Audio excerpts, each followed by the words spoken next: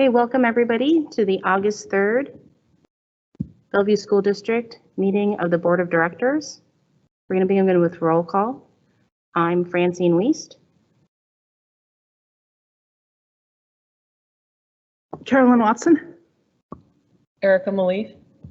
Seema Serafan. And Director Chu will be joining us shortly. We'll start with the Pledge of Allegiance. Will you please join me in rising, if you're able?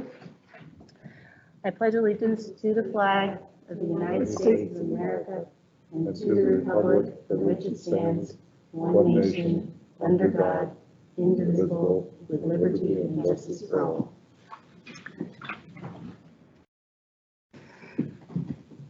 And we acknowledge, honor, and respect that our broad community of Bellevue School District students, families, educators, and staff live and learn on the traditional indigenous land of the Coast Salish peoples. We thank the caretakers of this land who have lived here and continue to do so since time immemorial.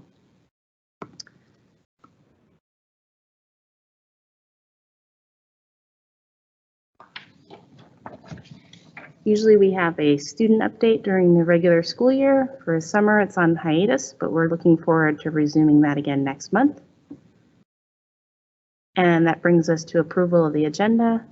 Directors, I'm going to motion that we approve the agenda. I second. Okay, any discussion? No? All those in favor? Aye. Motion carries. All right. That brings us to the consent agenda. And I'm going to move that we adopt the consent agenda. I second. Thank you. Is there any discussion? Any comments? Yeah, I'd like to just make a comment about the consent agenda. I would like to draw everybody, the public's attention to the, it's called board budget narrative. And it talks about some of the constraints and some of the different categories in the budget and what can be spent and where it can be spent. And it's an excellent document to go that we get periodically with our budget reports. And it would be, you know, it's part of a constellation of information that you have to understand the budget, but it is a good start. And I think it's fantastic. And I just wanted to say that. Thank you, Director Watson. Anything else? All right, with that, all those in favor of approving the consent agenda? Aye. Aye. Aye. Thank you. The consent agenda carries. And with that, we are at item 3, superintendent updates. Dr. Jarvis. Thank you, Dr. Wiest. It is my pleasure to continue to announce that we are celebrating the reopening in the fall, bringing back all families and children who wish to attend 5 days a week, full-time schooling in person. And it really is a pleasure. We all obviously suffered the last 18 months and the closure since March of 20. And recognize what a big deal it really is to be able to bring all the children back and celebrate that. So we're also anticipating and people have identified that a bell I can ring to bring the children back. Janine and the communication department are preparing a number of both virtual and in-person activities to announce and celebrate and make everybody aware that it is a celebration as we come back. Some of you obviously will have noticed that in the last week or so, the governor and the state superintendent also reiterated that they intend to enforce the mask requirement for schools to operate in the fall. That's really not a surprise. We were preparing both ways, but assuming that that was probably going to be the case. And they have removed it from the jurisdiction of the superintendents, such as myself or school boards. They've placed it as part of the basic ed requirement, so that if you should not comply with the state, you literally are not going to be funded as a public school for that time or those days. So it's very real. One of the good news is that while I was in a different place this last year, really we experienced throughout the world that children can wear masks and we can have school without those masks interfering. And the kids do it very, very well, from the youngest to, they appreciate the fact that it's a health issue. They're caring and they take care of each other. So I would just say that while the governor's announcement did not surprise me at all, I still felt very, very secure that we can continue, and we will be on a path to reopen and to celebrate that reopening. I have two other announcements I'd like to share. One of which has come up in one of my first days here. I learned that there was an issue involving SATs, and given the Bellevue success stories, the number of children, the number of young people that don't want to be called children who are heading for post-high school education, that it's been a struggle again this last year and a half, if not for longer, as far as trying to accommodate young people taking the SAT. So short version is we are planning, we have some final logistics to work out, but we are planning that we will offer the SAT this fall on a school day in our schools for our young people in our district. And there will be much more to follow in detail. We need to have principals fully on board and aware, and that some of them are just coming off their vacations and we haven't really had a chance to meet yet. So that announcement is to just give people the heads up that for SAT, in addition to the Saturday that they're most used to of signing up somewhere to take it for a Saturday, there will also be a day during the school time, and it will happen this fall. And we're really excited about that. I think on that note, I'm going to end my superintendent's report, Dr. Wiest, and say thank you. Thank you. Are there any questions or comments from directors? Director Serafin? No, thank you, except I know that there was a lot of interest in the SAT, so I'm glad to hear you lead with that. I would like to know I know that you have, and you indicated you have more conversations to be had with individual schools and principals. When can parents expect to know specifics? What do you think would be a reasonable time for them to look for that information and find it? I hope we can finish that information by the end of this week, so Thursday or Friday. Okay, and do you think the website, is that going to be where they should look? As soon as we will post that as well as announce it, and then I'm sure that it will get broadly announced through the schools also, through their networks. Thank you. Anyone else? Yeah, just thank you. This has been a concern of mine, and I'm grateful that you considered it. Anything else? All right, well, thank you very much for the update on all of the issues about return to school, the requirements of masking as part of basic education, the SAT, and we look forward to seeing everyone back in less than a month. All right, with that, that brings us to item 4, public comment. Although public comment is not required by the Open Public Meetings Act, the board recognizes the value of public comment on educational issues and the importance of involving members of the public. Public comments should be addressed to the board. Public comments are not intended to be a forum for public discourse, but rather an opportunity to provide information relevant to the board's work. Board directors read all public comments received to board@bsd405.org. Note that portions of policy 1400 have been suspended secondary to COVID protocols, and additionally, the section on types of comments is suspended as it is out of date and is being revised. While we request that comments avoid harassing or derogatory remarks, please be aware for those listening that while a district value is respect, an open forum allows commenters latitude in their expression. There will be a visual cue when we move on to the next agenda item. The board generally does not respond to comments directly during meetings, as this could result in a violation of the Open Public Meetings Act. Commenters will have 2 minutes. I have 2 comments forms here. The first commenter, Jeannie Guerrero.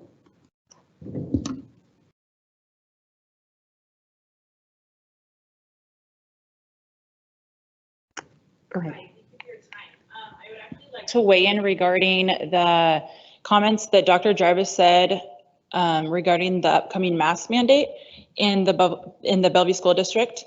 I realize that you're taking your guidance from the CDC, but the CDC guidance is not law.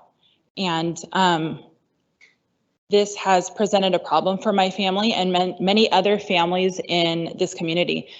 However, the guidance said it is not a state or federal law, but what I am going to refer to next is federal law, which supersedes any state mandate.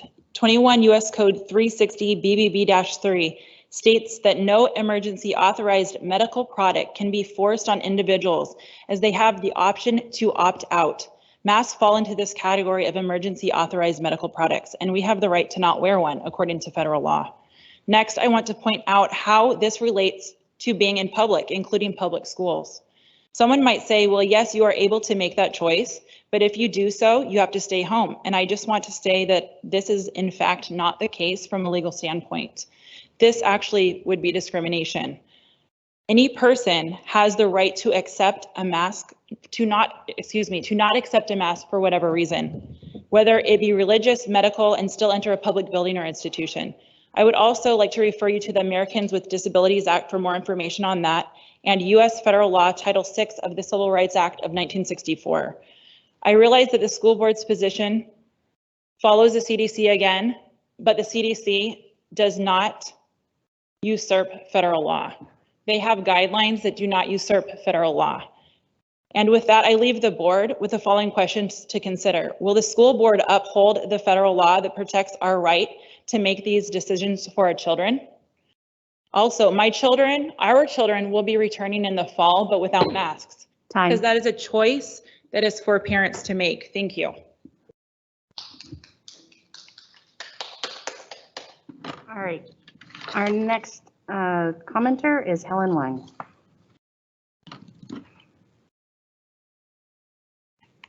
Good afternoon. I'm Helen Wang.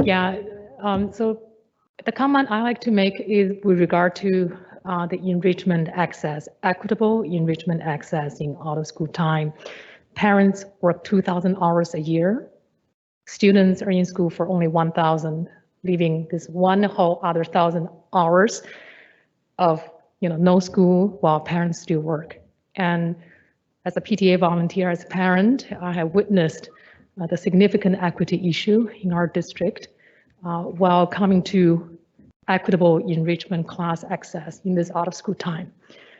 Some of our schools, when they have PTA volunteers who can volunteer the time and family who have the means, and those schools have vibrant enrichment programs such as in schools like Clyde Hill Elementary, Cherry Crest Elementary, Medina Elementary, but in schools, in Title I schools, and the schools that the parents don't have the means or the PTA volunteers don't have the time, there's no enrichment activities that teaches chess, programming, robotics, art, music. For example, such a school is a Lake Hill Elementary School. So I guess, I would like to urge our district to think about equitable enrichment in out of school time and to move towards bridging this opportunity gap, this learning gap and achievement gap. Thank you for your consideration. Thank you. And it looks like we have a third commenter, Melissa Mail, and I will remind all commenters, if you have written versions of your comments that you would like to submit, you can leave them with our board coordinator, Ms. Gasbridge over there. Thank you for the opportunity to speak. My name is Melissa Mail. I have lived in Bellevue for nearly 20 years. We often hear that children are resilient, and they are to a degree, but mostly that phrase is a cop-out to help adults feel better and ease guilt over poor decisions we make that negatively impact children. One of those inexcusably poor decisions is forcing children to wear masks. The consequences of forcing our children to wear masks may not be fully realized for years, but today we know that masks contribute to mental, emotional, and physical problems. Children have increased levels of anxiety, depression, and learning disorders. All children, especially the young ones, rely on facial expressions to learn social cues and social norms. This afternoon, I emailed the board a link to published studies relating to children, masks, and COVID-19. Before deciding whether to force masks on our children, I asked you to thoroughly review those. Included are studies on how schools without masks have not fared worse, a study on how masks can exacerbate mental issues in children, and a study which showed that disease-causing organisms built up in a child's mask after several hours of wear. Children will be forced to wear their mask first thing in the morning on the bus, all day long, except when eating and drinking, and then on the bus ride home. For my kids, that will be over 7 hours. It's not a surprise that forced mask wearing has negative consequences. It's not okay to put our children through this. If you care about the children, you will end forced mask wearing and give families the freedom to make their own choices. You do have the power to do this. The question is, do you have the courage? May God bless you and grant you that courage. Thank you. All right, that concludes our, thank you, that concludes our public comment period. Our volunteer board of directors very much appreciates the time and effort put into public comments and correspondence to us. For those who are not able to be heard in session today, submissions in writing are welcome. That brings us to item 5, committee work. Item 5.1, we do have policy 1400 written here. We can take the time to review it in depth or just take additional comments. Director Serafin, I'm going to let you just brief the board on the status, and then we can determine how much time to allocate. Sure. I don't have the 2 documents pulled up just yet. I will try to do it. So I'm going to just go based on kind of memory. I would say at a high level, what was done between the last time you read the policy and what you see now were some changes that were primarily responsive to some of the comments from Board President Wiest. So the primary things were on the policy side, ensuring that there was some clarification on the procedure side, so 1400P. What we did was, what I did for a discussion basis tonight, not for a vote, was to add some clarification, such as for school visits, ensuring that I added back a reference to classroom visits so that everyone would know that that's to be prioritized, but all with a goal of not as much language as we originally had. Also in the policy was to add some clarification on how notice should be given for additional board meetings. I think I'd had originally language that sort of said any and all communications systems, and Dr. Wiest pointed out that that could end up with somebody getting like a notice that would be more appropriate for an urgent message. So tailored that to say, you know, where there's going to be a board vote, then additional means beyond the website, beyond the door would be important, and that one would use non-urgent reasonable means of communication. But I'm trying to be specific without being overly prescriptive, which was sort of the balance we're trying to strike. So there's a few other changes like that that were net new from the version from July 12th. And that's primarily in the policy side. Another procedure side. Another one was high level. We understood that Dr. Jarvis was suggesting, and I thought I'd go ahead and put it in so we could discuss it tonight, that for this year we would try moving our meetings from Tuesdays to Thursdays. And that would be a shift, but I think it could be one for which I understand the value from the district side and being able to be more prepared before board meetings. And I personally would be fine with that as well. I don't know if other board members would be. I went ahead and put that in so that we could discuss it as well. Additionally, I wrote in that as we try to consider what days of the week and month we set our board meetings, that we would try to avoid holidays. But again, not getting so prescriptive as to say which holidays, how we would pick them, but generally we're going to try to avoid holidays that we know our community celebrates. And that's always a challenge, but having a list is going to be overly, I think, rigid and restrictive. So that's kind of on the procedure side. And on the policy side, it was, I'd say, a little bit more language alignment, such as capitalizing board, capitalizing superintendent, ensuring board directors is the reference, not members, relatively minor changes. So let me just pause there while I pull up the documents. That's basically based on memory. There's a few other things where I think Dr. Weiss has suggested that there's an opportunity for clarification. One is the policy uses the term content neutral for public comment, and that comes from the WASDA model of 1400.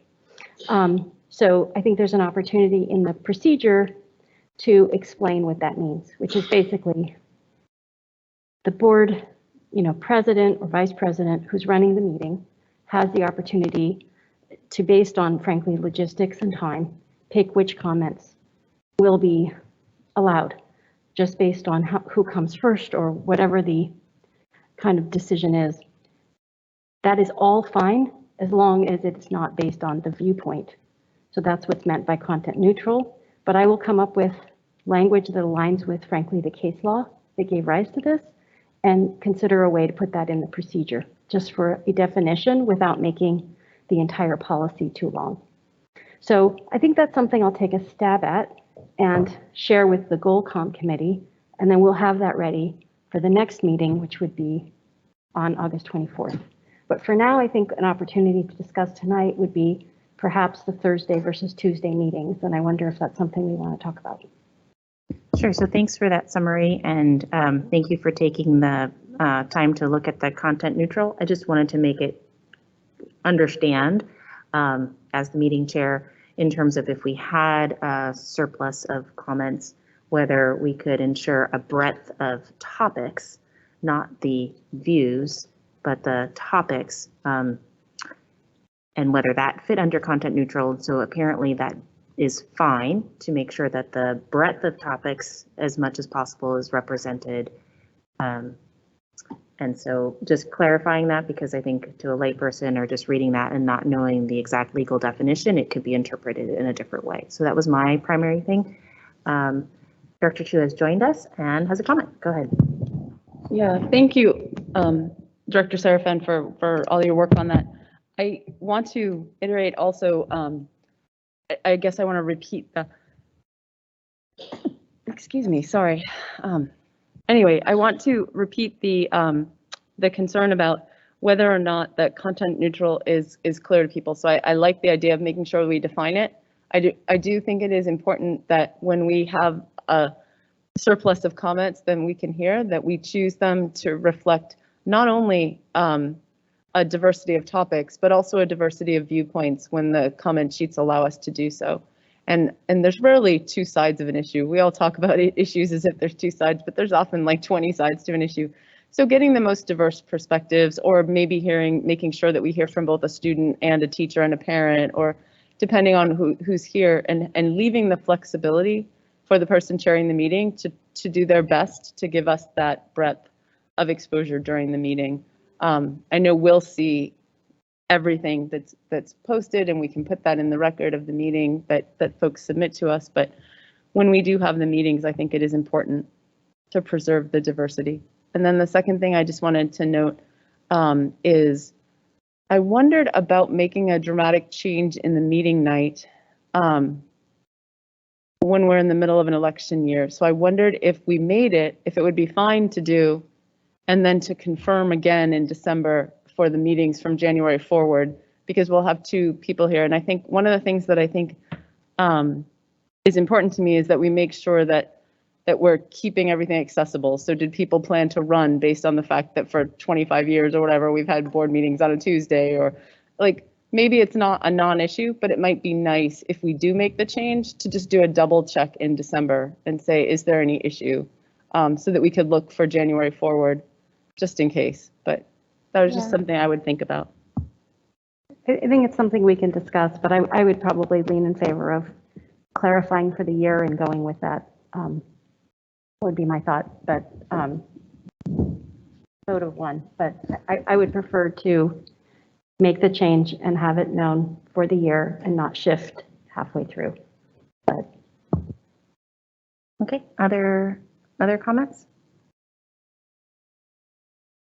Yeah, I'm not so worried about Tuesday versus Thursday and fine with the Thursday thing, but I think Christine does have a point, and that's good. But I noticed something here that it talked about in the public comments that I think it's in the procedure. The language says that the board, I'm not going to find the right exact spot, but anyway, the point is, it says that the person chairing the meeting is going to decide whether we'll extend the comment time to 30 minutes. And we haven't done that in a really long time, but when we used to do it, it was by a vote of the board members. So I just noticed that. Okay. I don't know if that was based on what I got from WASDA, but I'm happy to revisit that. Well, you know, it's more like one of those things like, can you actually afford to stay the extra 20 minutes? Right, no, that's Yeah. that is, I think you're right, probably that's the practice has been that, but I think we could, I don't know what others think. We would probably need to vote. Technically, the issue was that we would, if we had 30 minutes of comments, we would make sure we took them, period. There was no vote. The vote was, can you then extend the agenda by 20 minutes? The full board would vote to either approve the agenda to be extended or would vote to take something off the agenda if it was, but the comment part to get to 30 minutes was, I think, something that we had put into the policy that was by default, we would do it. If there were enough people here, we would take those comments. We just had to decide what the implications were on the agenda, and that was full board vote. But the policy, to be clear, makes it the decision of the person running the meeting. Not that it must be done, but that the person running the meeting can make the call. So I guess the question is, do we want to leave it that way? Or do we want to make it subject to a vote? I think to follow Either Robert's way. rules, we would need to vote. So it could just be, there could be motion to extend the time, and then there would be a vote, because it does alter the agenda. And I do think, not only for the reasons that Dr. Chu articulated, but additionally, now things have changed. We have a new norm established with people writing in comments, because they are to the board. It's not a public forum for discourse with one another. It's comments to the board. So with that new norm, there's really a way to take comments in beyond just extending time in a meeting. That was going to be my comment, is that the sort of default always extending it is not really always necessary anymore, given that people have gotten used to writing in, and we are still getting constant people writing in with public comment in the comments, which didn't really happen before COVID. Like, technically they always could, but nobody really did. Whereas, like, our meetings are always too full. We almost always have to move something off anyway. And if we, every time, something contentious came up, had to extend it by 20 minutes when people can't stay, then we're never going to get through our agenda. And this is, a board meeting for the board to do board work. So I would be in favor of, you can vote to extend it if it's going to work, or the board can vote, but it shouldn't necessarily be the default. Yeah, I agree with that. I was just pointing out what was done before and why it required a full board vote. So I guess I was always the odd one out. I was always voting, let's have the full 30 minutes, because I don't know, even when there's a contentious issue, I just like listening to as many people as I can. All right, and then the other issue I just wanted to bring up is that the italicized part that the chair needs to read has gotten a bit long. I'm wondering, between that balance of announcing it every time, having it there, potentially just putting up the examples on the slide, but not needing to be read out in full. I know over time, because policy's been suspended, we've put in additional things such as reminding people who are listening that the viewpoints are from the commenters. Commenters may say things that are not true. They may make assumptions about the board or superintendent's powers that are inaccurate.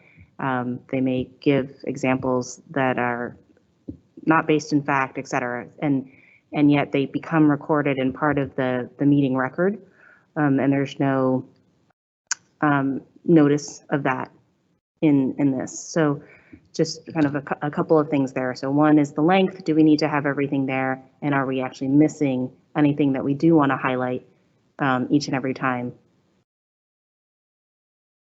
Okay, this is a good time to ask people what they think, but I guess I would say of the things that people need to know right before public comment, I feel like the one that they really should know is that we won't respond, because I think that is, and that there's a time limit, because I feel like that is what personally feels rude, that people are in the middle of a word and we cut them off. So I think at least knowing that that's coming is really, for me, important, just as a matter of being thoughtful. It's awkward to stand up here and to not know that that's coming can feel really abrupt. The other is that I think people often think that they're going to get discussion and don't know that that won't occur. So for me, that first paragraph that flags that has to come. And then, and I think I do need to know if we're going to want to write in the procedure how many minutes, or if we want to, I mean, right now it's TBD.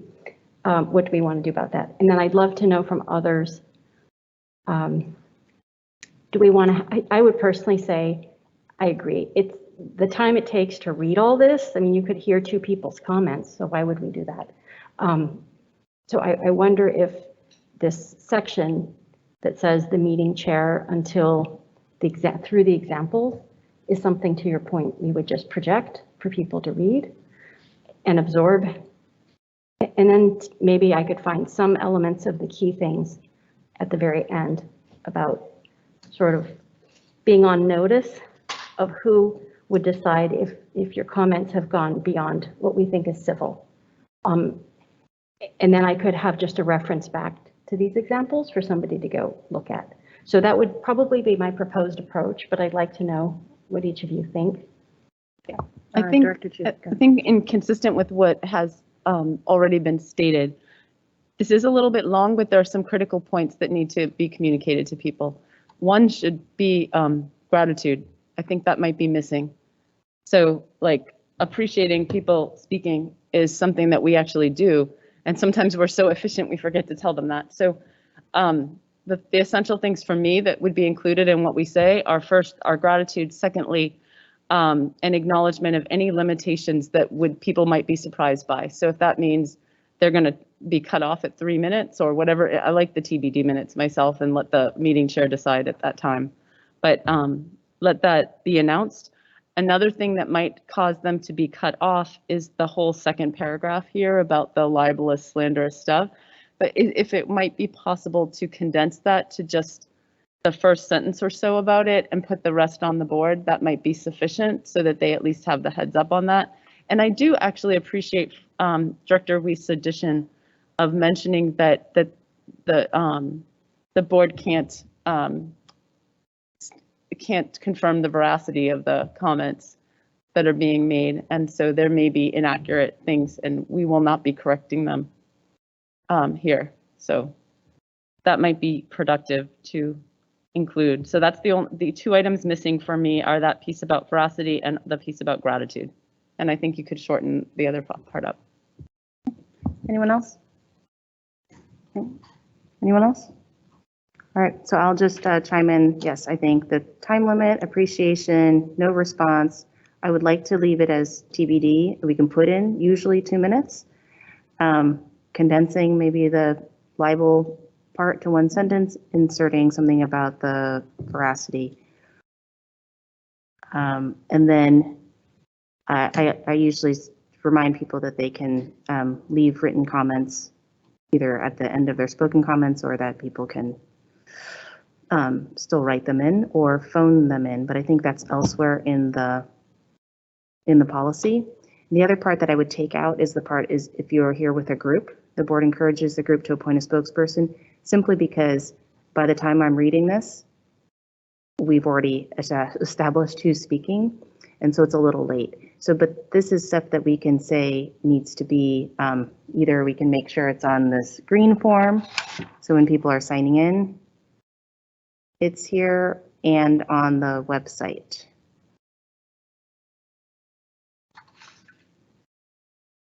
All right, Okay. anything else? No, and I also agree with that piece you're talking about, the letting folks know that if they don't get a chance to speak, because sometimes people are disappointed that we've run out of time for them, that we'll take those comments. And there are other ways to submit them and make sure that everybody gets them. And then the just one small thing is we're also changing the start time of the meeting to 4:30. So that paragraph about close to the beginning, we need to just adjust the time there. So thank you very much, Director Serafin and Goalcom, for working on this policy. I think taking a little bit of time now to set us up for future success and really being able to have public comments in a meaningful way is important. Director Chu. Sorry, quick question. Maybe I read too fast. I didn't catch. Were you moving the start time of our meetings to 4:30? Did you just say that? Yeah, it was part. Yeah, it's in the later part about Thursdays at 4:30. Oh, I see. So I would like to understand why we want to start a half hour later instead of keeping the start time, because that's personally not great for me. Okay, so why don't we, when we get to item 6, board business, when we talk about the board meeting dates, we'll take that whole discussion there, and then whatever is the upshot of that discussion can be rolled into the 1400 piece. Okay, thank you very much. So that moves us on to item 5.2, the Finance and Operations Committee. Director Watson. Well, I hope you like our plan. I actually was kind of excited about it because what we did here is we went back to the original policy that gave the charge to the committee and copied out the goals and work items and tried to align them so that there's a goal and then there's the work of the committee as stated in that 1240. So you could see exactly how we were going to accomplish these things. And then, and so the grid is new. And then we got the committee calendar put together. We did this as a team. And then we have all the policies we could potentially do, and then some prioritized policies and the current work that we're doing.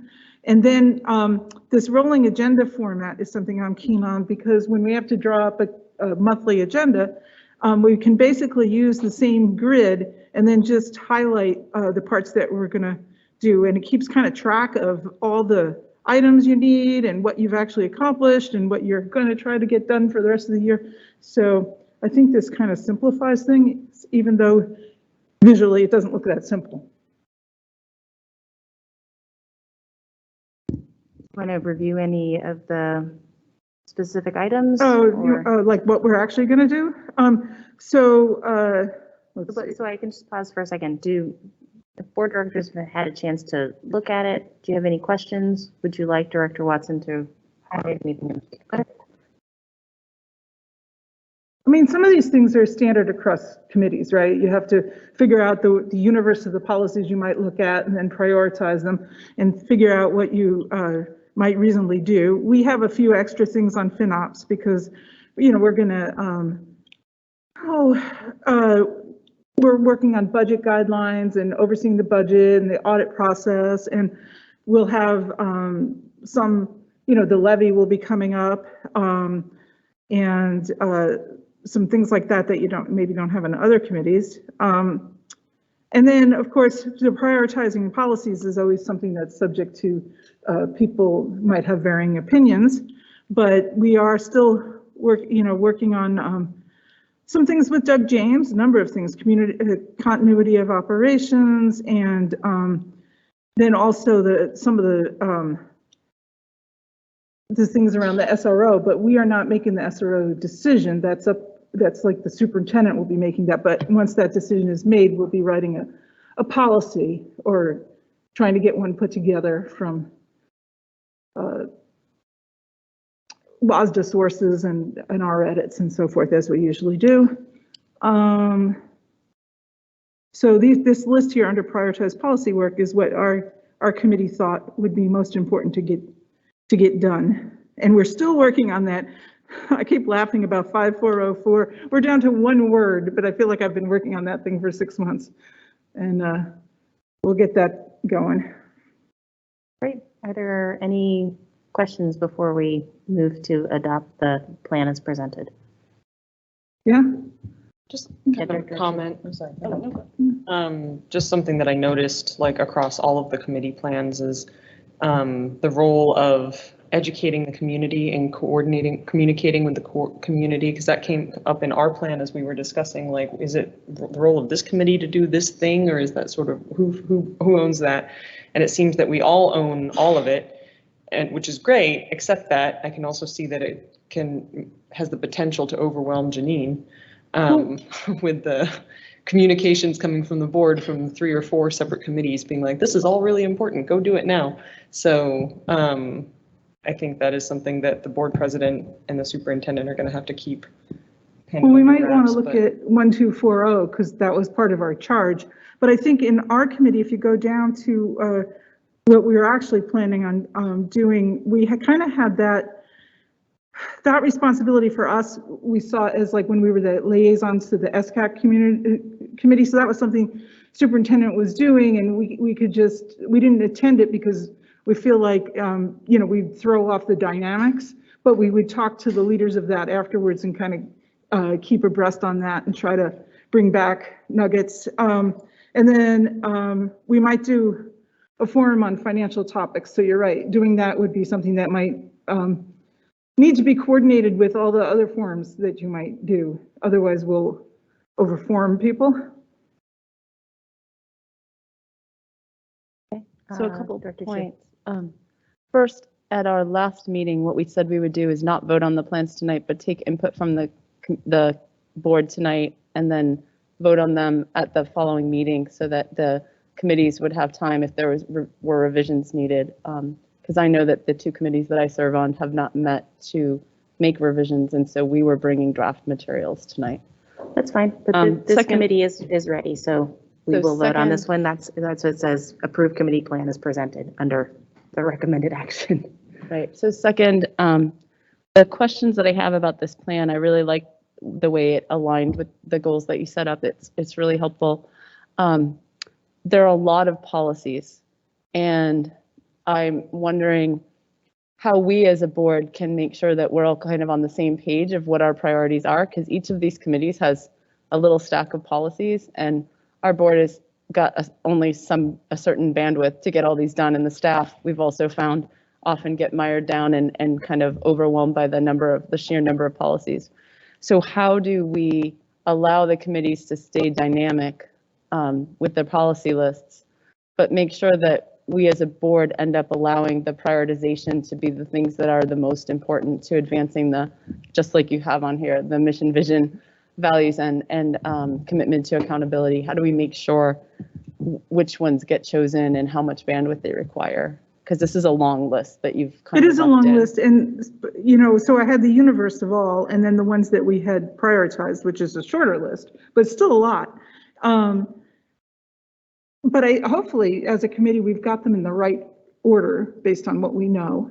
But then you're right, we have to get them on the agenda in the board meetings and they could bump up with other people's things that might even be more important. So I guess I was thinking that was kind of a judgment call of the all-knowing board president, but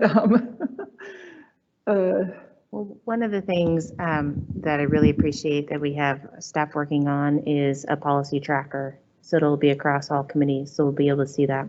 One thing that we did try within this committee is to also batch and have a calendar forward facing. So already notifying staff who are directly involved with the work of those policies, to know that this is kind of the universe of what it is and get a presentation kind of on all of them and see which ones we can tackle easily. Because we saw in the last year, part of the time we couldn't bring up new things. That was part of the mandates. And then as we were able to, there was just other more pressing issues that we had to deal with. So we didn't have time for as much policy work.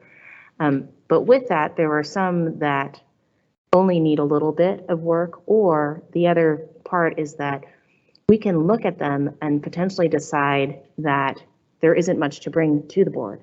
We look at it and say, you know, take the different things that we're doing with the critical criteria, for example, and look at the policy and say, actually, the policy is fine, but there may be some work in the procedure side, in the implementation or clarifications there, in which case we've done the work in committee, but there isn't necessarily additional work on the board. But with the policy tracker, and one thing that we can notify the board, will say at the bottom, reviewed or updated, and perhaps the whole board votes on it at that point. That's something we're still working on. But to acknowledge that we have committed to cycling through all of our policies, but that doesn't mean that all of them change necessarily. And so the list is long because we need to get through a lot of them, but how much work that will actually translate into the entire board is still not completely known, right? So I can't say it's not going to be a lot of work, but until we've done the work in committee, we won't really know how much there is for the board. So I would be inclined to say the committees as much as possible, full steam ahead as much as possible, and then we gather that up. And what's nice is now with the way staffing has been arranged, we have continuity across and people who can see across and say, wow, that's, 4 hours from FinOps and 5 hours, like how much that's going to be and how we're going to be able to do that. So I acknowledge what you're saying. Don't have a complete answer, except that I believe we're putting pieces into place that are going to make us much more successful as a board. I think it's a great answer. And the reason I brought it up is because I think that especially the curriculum and instruction pieces, there are a lot of policies in that right now that are in a similar space. Like we've got a similar list. So I just wanted to make sure that we all had a plan.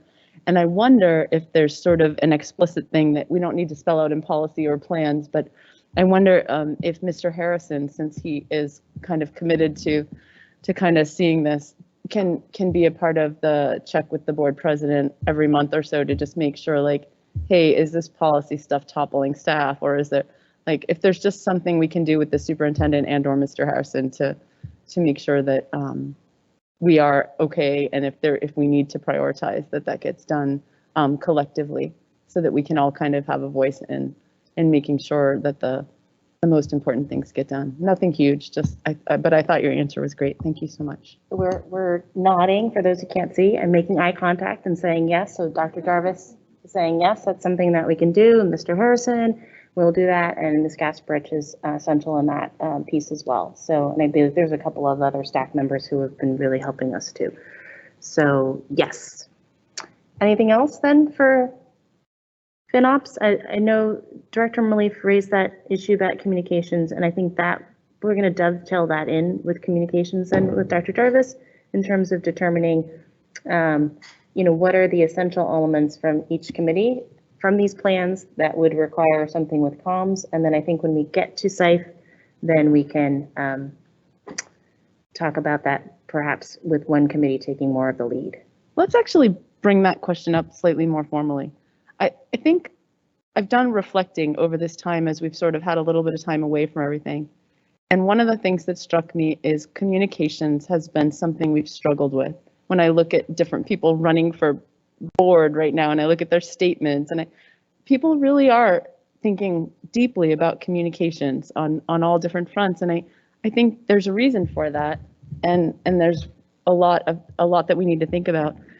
Is there something that we as a board can do to formalize or to help make sure that we are explicit and intentional about our support for and our needs of communications, so that that we're not just hoping and crossing our fingers and saying, yeah, it'll be better. Like, what does that look like? Is there something we want to see in the annual plan, tier 2 goals? Is there something that we want to see on a committee plan that is explicit about what we as a board are committing to supporting Janine with? If there's anything, I just wonder if this is the moment to be very intentional about that. I think it is the moment, and I was hoping to discuss that under the SIFE, but we can just take that now. So Dr. Jarvis, go ahead. Mine would be a real, I guess, quick response. What you've just done is to hand it to the superintendent to say, here's what we want to work on. Obviously, there will be other conversations, but I will take that, and Janine and I are working well together. She's still trying to staff the department, but I'm very, very pleased with the direction and the effort, and I think you're going to be pleased. So in any of those points where the board says we really would like you to emphasize this or figure out where it fits, I will do my absolute best for you. And also just like if there's something piece of support that the board can be more explicit about providing direction, or if the board can, as their committees, or when we're doing our committee work, if we can do things, please, like, let's get that explicitly noted as well. At this point, I would say, just let me know. Yeah, I will just say that I think at different points, I created a list that I think other board members saw too, that was based on feedback that each of us had received, as well as what we got from PTSA. And at the time, I had sent it to Dr. Duran and his communications director. And it was everything from very tactical website issues that we've struggled with, where someone will say, it's on the website. Like, well, good luck finding it. And a search of the word should do it, but actually, ideally, it would not just be a word search. It would be that the relevant information hits you in the face when you land on the website. You don't have to go hunt for it. It was everything from that to how often we get communications, how sometimes you're either swimming in them or you don't get enough, all the way to how long certain emails are. So we have given that level of granularity in terms of feedback, and I think every one of us can contribute as parents as well as recipients of feedback from the community. So I'm just going to say we've given it, but we're happy to give it again, because it's probably the most common thing that we hear. So I think we had the communications audit last year, and there's a communications plan that's being put together. So Dr. Jarvis, perhaps you and I, when we do the debrief from this meeting, can maybe put some dates on when the board will get the update on the comms plan and kind of these specific areas. Does that sound? Yes, we got some nodding. Okay, so we're kind of at time for this section. So I'm going to move that we accept the FinOps committee report as presented. And I'll second. Okay. Committee plan. The committee plan, yeah, for FinOps. All right, no further discussion. So all those in favor? Aye. Aye. Aye. All right, so the FinOps committee plan is approved. So that we are now at time for item 5. We took a kind of extra time adding in policy 1400 and getting that ready. So I'd like to propose we extend this section for 15 minutes. I don't think the board business section is going to take us as long, well, depending on how long we debate the board meeting dates, but I think we can safely extend this for 15 minutes. I second. Oh. All right. Everyone, I hear motion carries. Yes, yes, yes, yes. Okay. So let's move on then to item 5.3, Goalcom. Okay, well, I'm happy to talk about this a bit. I will just say that I think Dr. Chu's caveat is a good one, because I took a stab at this mainly in the divide and conquer sort of spirit. But I think from the beginning, she wondered if this might be, I'll say, too bare bones. So I do want time to, in this meeting, give me your input on what you think works, what you think needs more explanation, and then know that we will probably take a pass at this in Goalcom and come back to you. But I would just say, at a high level, I was finding that I thought we were writing committee goals that were a little bit too elaborate, too long, and frankly, didn't necessarily capture things that we actually have control over.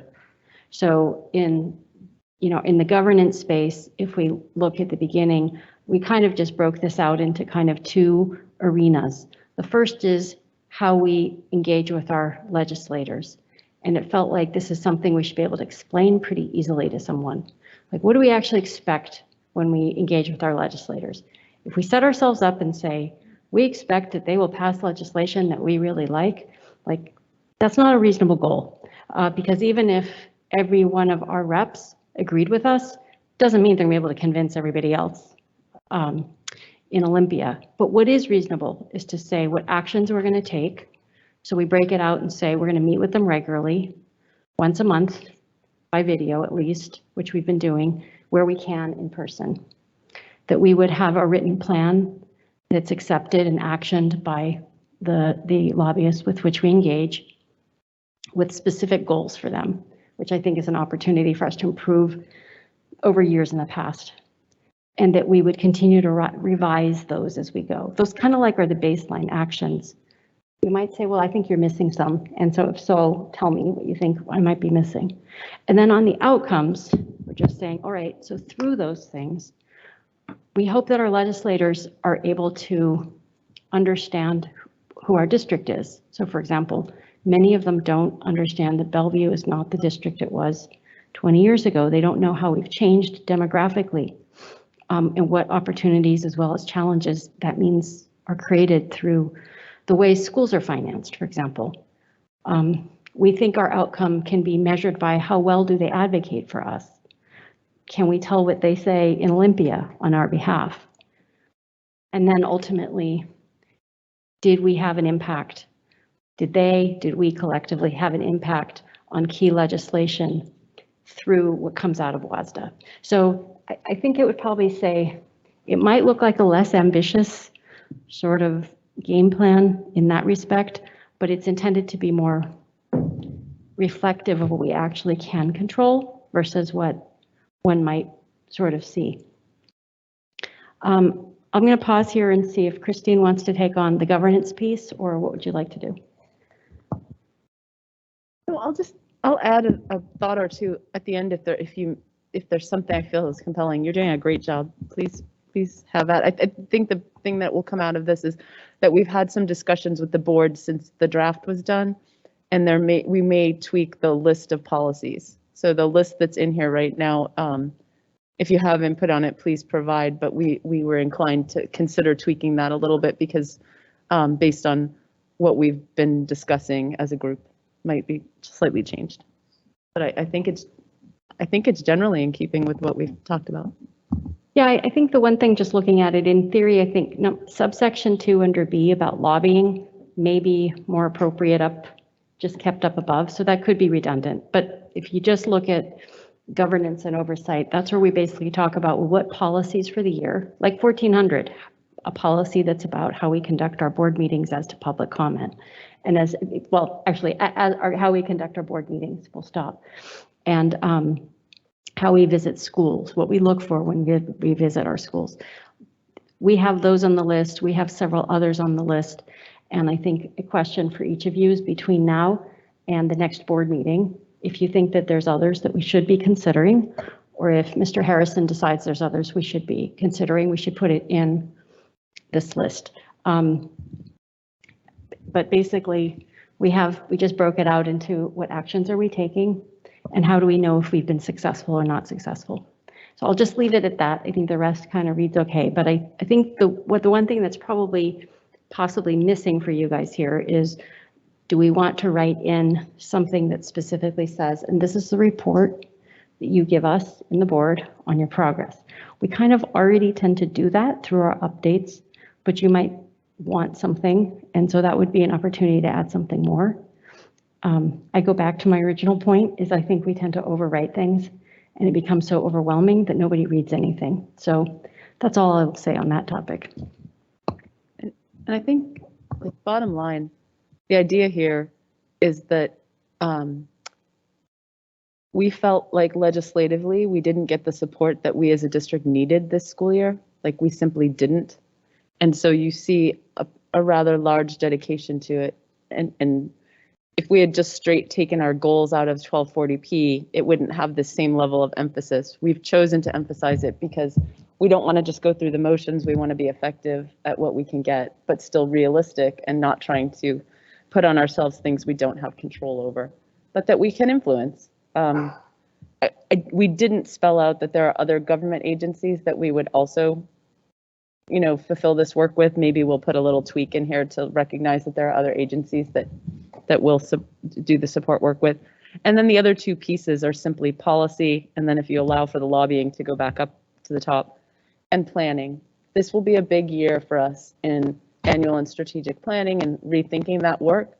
And I think that the critical pieces are captured here. And those critical pieces are that we will make sure that the board stays informed of what's going on through that, not necessarily through us, but we will be in charge of making sure that that gets coordinated and happens, and that there are ample opportunities for the board to have input and information for decision making. And those three things are kind of captured right here.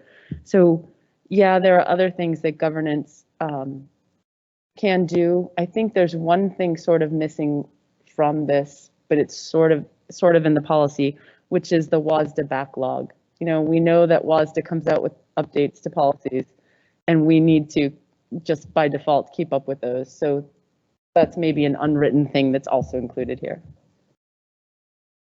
Okay. Yeah, but is there anything else that folks wanted to see represented here? Is there something that rings incomplete or hollow about the outcomes of these goals that we're sort of targeting for this work?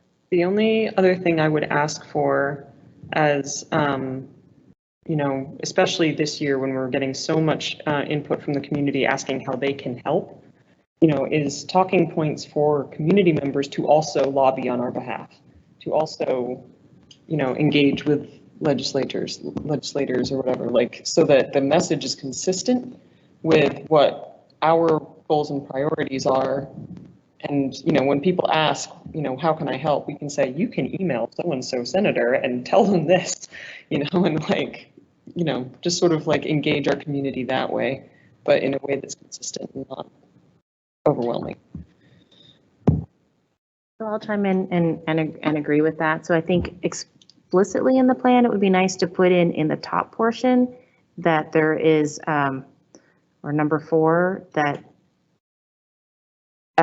there's information about what is being shared with our legislative representatives, so that can be, if another board member has to step in for one of you, or we have these Friday meetings that we often bring in different people, and that's not necessarily the same composition as Goalcom. So really, really understanding what those talking points are, and then that should be in a way that our community can also chime in when they happen to see one of our senators, for example. So that I would add, just going to second that and add to that. I did have a question on the reports or the policies. So, 1400 and 1400 people have done for this year, but these other ones, 0150 and 1240 and 1240p, I think are definitely ones to do that. And while you're reviewing the committees, then I think to your point, Director Serafin, about how much reporting do committees need to do, because we do spend a lot of our time on that rather than being able to delve into additional policies. So how we can get crisper on that, and perhaps in there will already be language that there's an assumption that the backlog is being done, and is that its own separate goal, or is that part of it? So perhaps there's a template or something that takes care of that, and so that it's clear that's on the docket for the committees, or does it need to be spelled out in the plan? So I think that's an opportunity there in 1240. And then I had a question why you have 5020 on your docket, because FinOps took care of that this past year. So it's within our 5,000 series, and we already addressed it. Yeah, I agree. There's a debate in the committee about whether or not that belongs on this docket. Maybe Director Serafin can say more. No, it might be an oversight. So if it's not needed, I'll remove it. Okay, so I'll just say that we did address it already in FinOps and can address it again if as needed. So those are my comments. Director Watson, did you have anything?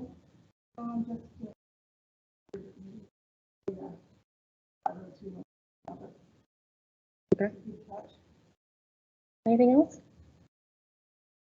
All right, thank you very much, Goalcom.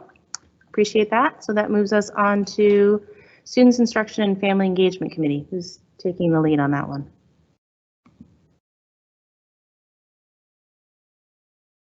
Director Malif? So let's see.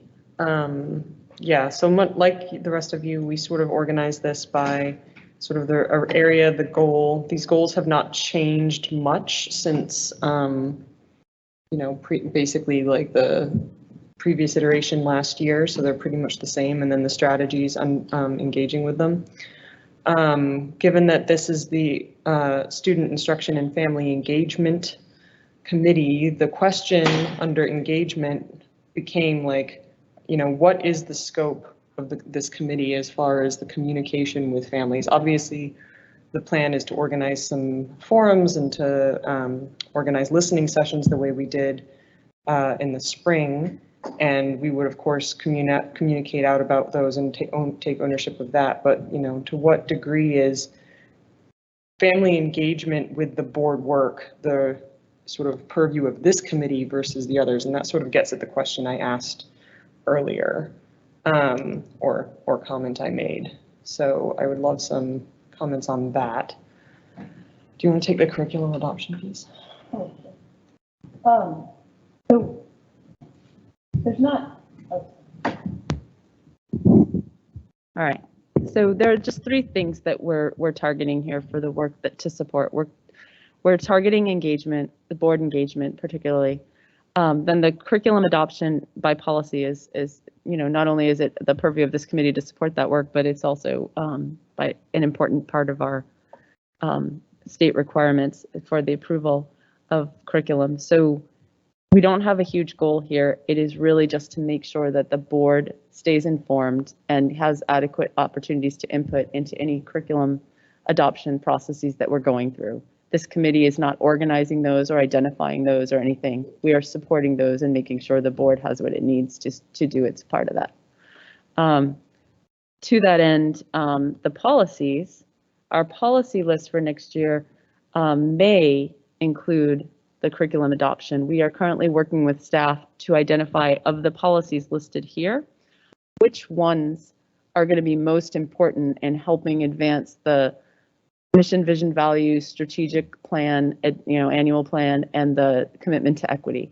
And that's how we're going to put them in order. But our next meeting is when we're going to have the feedback on all of that. So these are not currently in order, but these are things that we spent time this spring and identified these via input from the Equity Advisory Group, gave some input on these being important policies to look at. Some of these policies came to our attention from other means, from staff, and that's generally how it's kind of, this list has been assembled.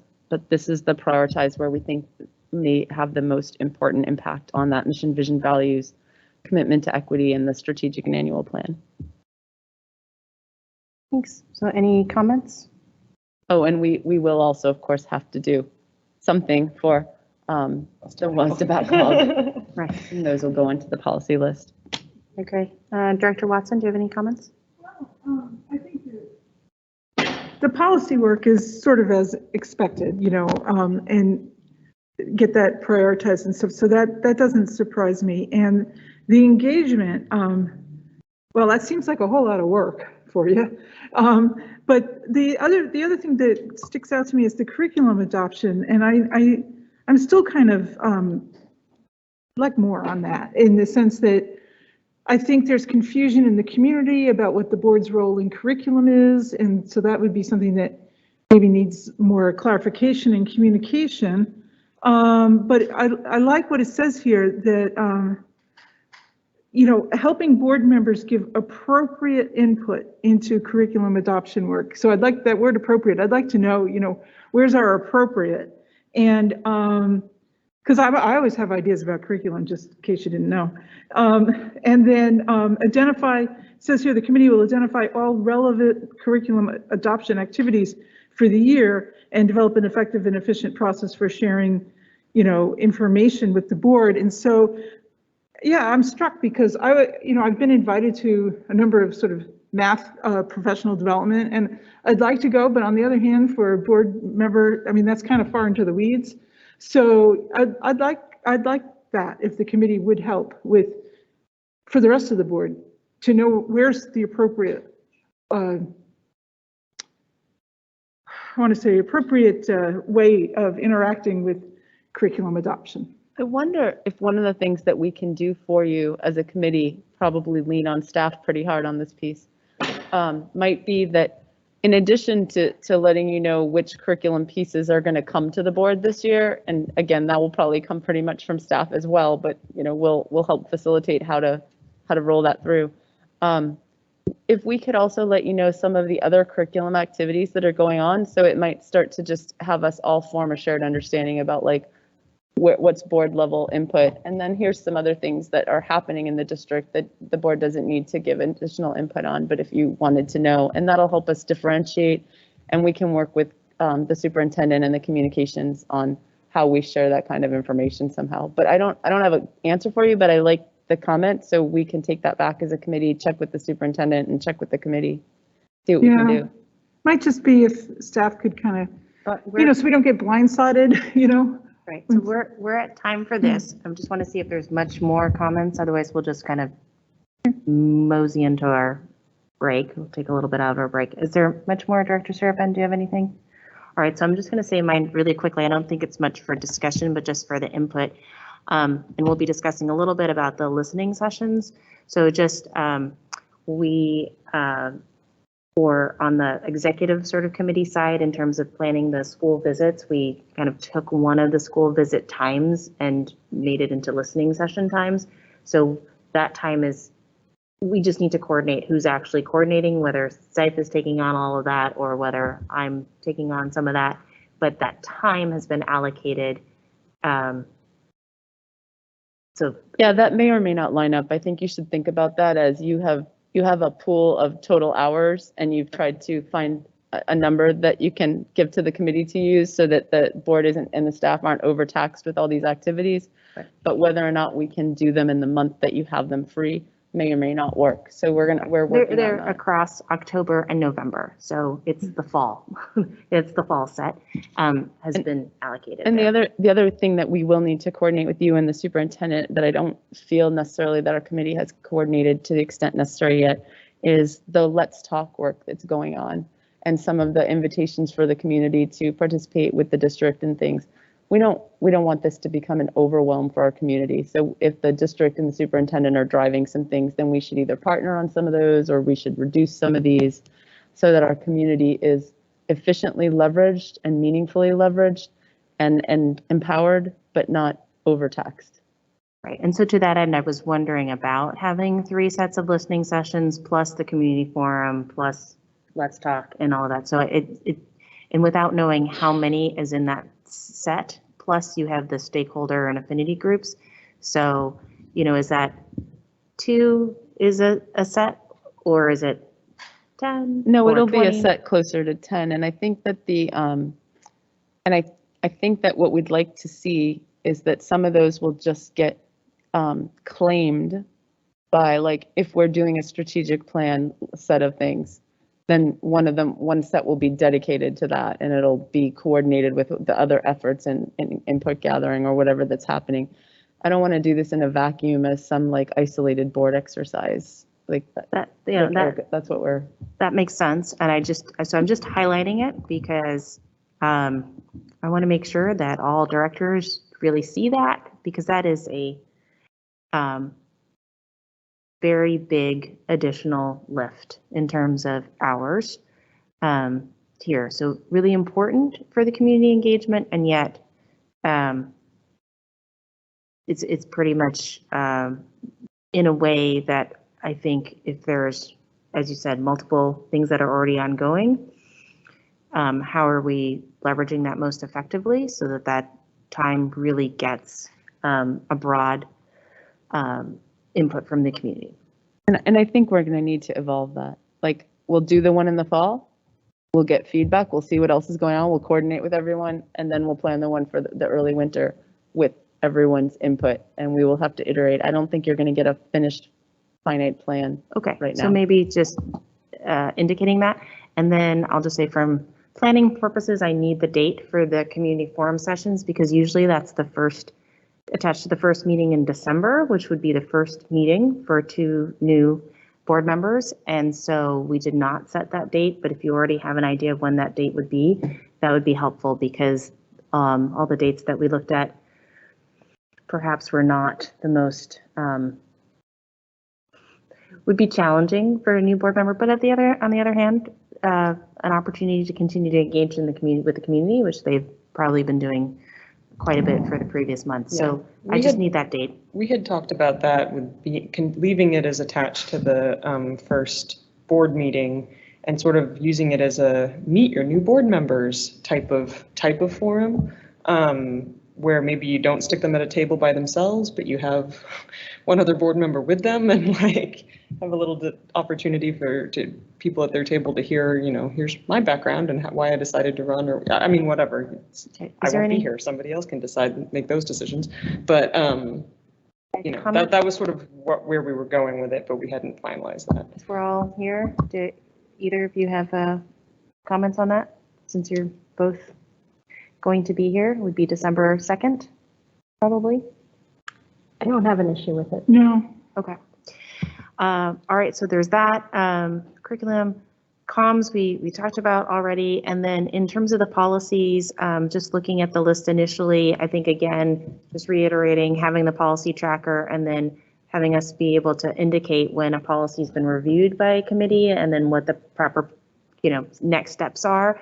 So maybe that's something Goalcom takes on to determine. So for example, 2190, highly capable, SIFE did review that policy actually several times, brought it up into the whole in public regular board meeting, handed it off to the superintendent in terms of that it was really the procedure, but that the policy did not need updating at this time. And so that's twice been handed off to the superintendent and has not kind of come back around in terms of procedure. So there's just, I think the policy tracker will be helpful to be able to indicate that because that's, you know, that was 2 years ago.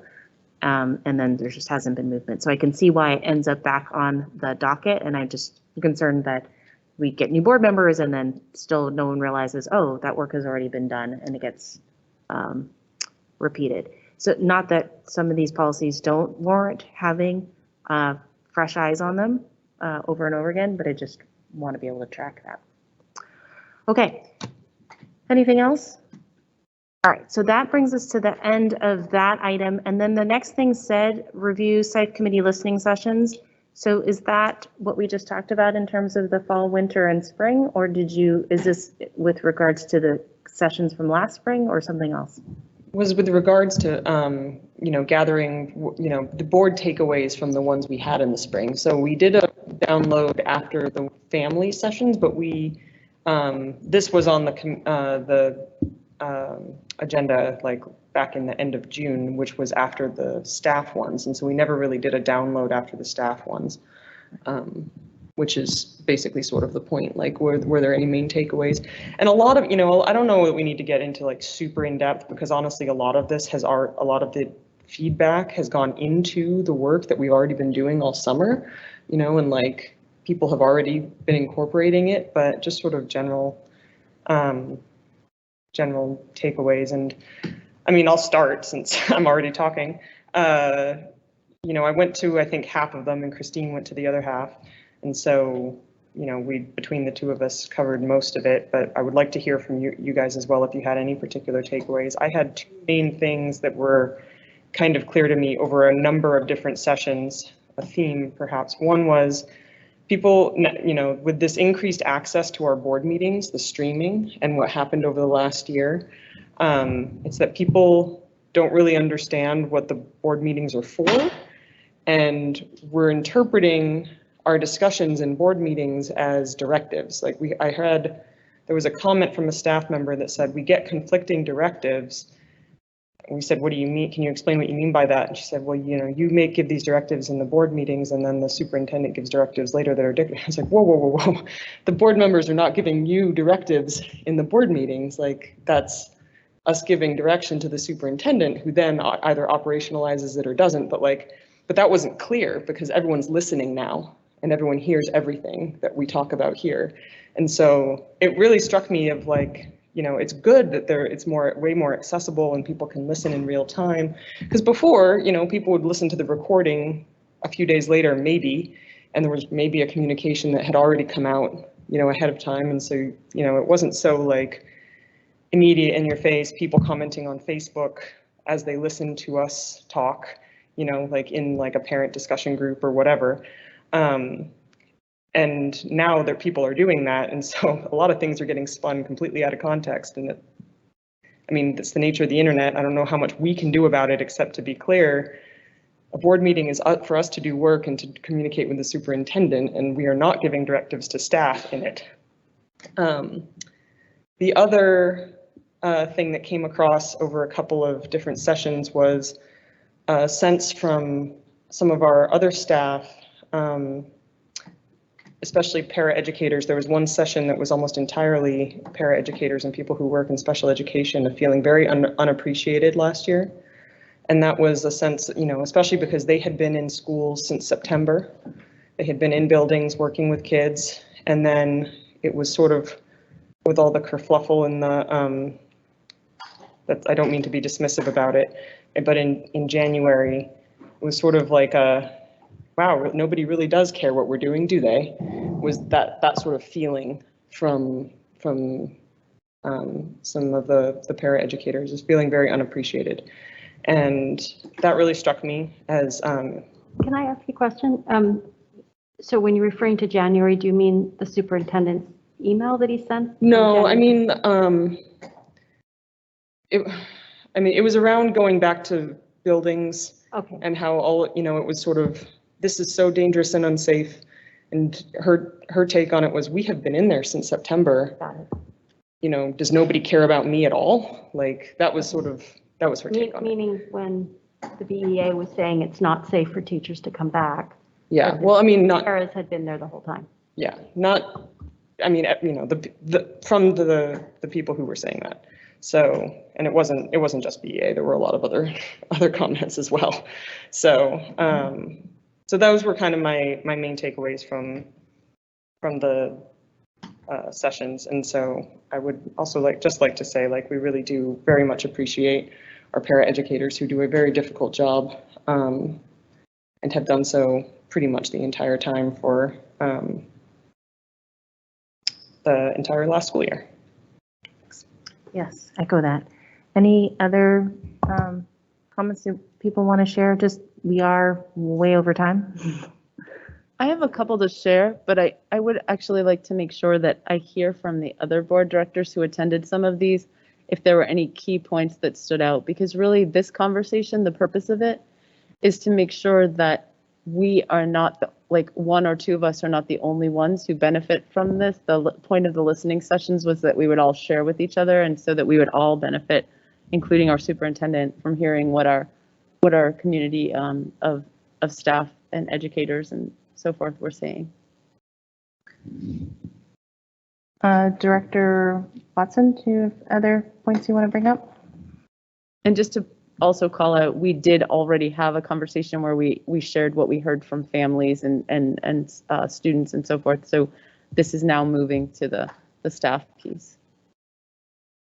Yeah, I think my main comment would be to echo what Director Malise said at the very beginning about people not necessarily understanding two things. One is what we do in our board meetings, what is the point of doing them, that we are conducting board business and it's open to the public for people to listen in.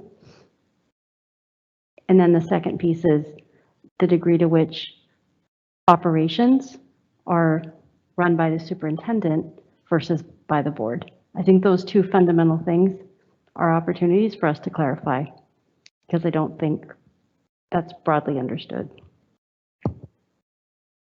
Okay, and then I'll just share mine. I agree with what's already been shared. I heard that as well, and hopefully gradually over time, people understand what the different roles are, and also when that there are actually laws that we are following, or if we pass a resolution that indicates that the law must be followed, and there are other documents that are no longer in compliance with the law, that doesn't mean that we disrespect the effort that was put into the original document. However, things have changed and we need to update.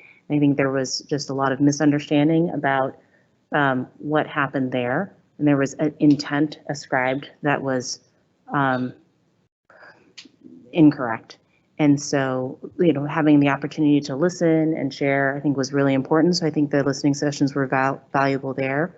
On the downside, there was some very polarizing language where people made comments about other groups of people and, again, ascribed intent, or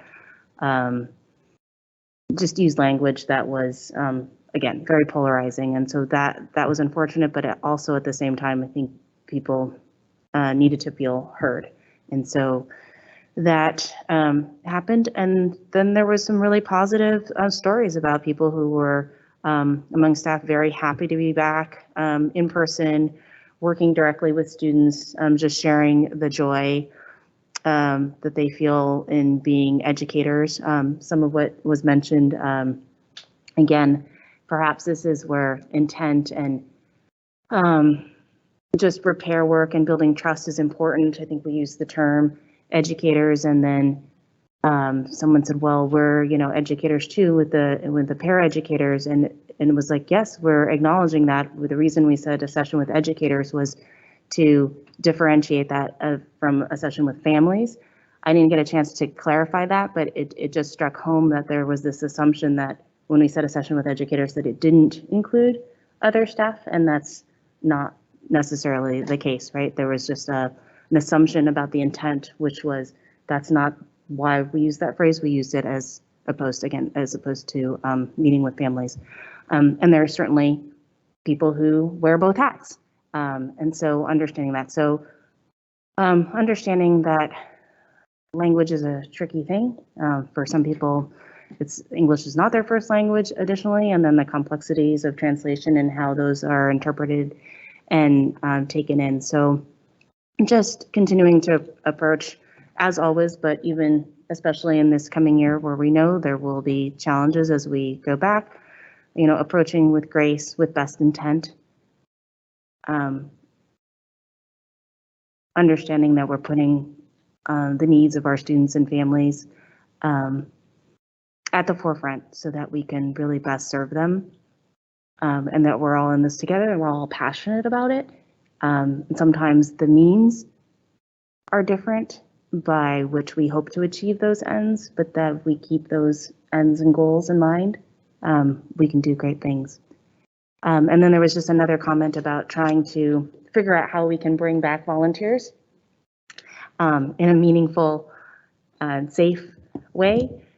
So hopefully that's something that we can look at, because I think that program has undergone a lot of shifts, even just pre-pandemic, and then certainly now the kind of status of volunteers is up in the air.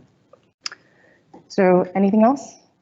Oh, I'm in this awkward position of I did one of these educator listening sessions, but Christine was there. Only one person came, so I feel like I don't really want to share things because it'd be kind of personally identifying. But I will say that this person felt that her group of educators was second thoughts, forgotten, and so it seems like she wasn't the only group of educators that felt that way.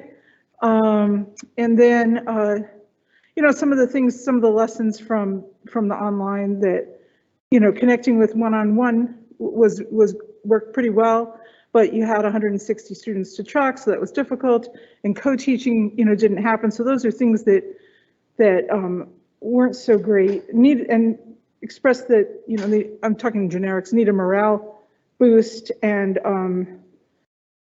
you know, just acknowledging that parents get passionate when they feel their kids' needs are not being met was something that we talked about. But other than that, there were some other observations that I don't think I'll share.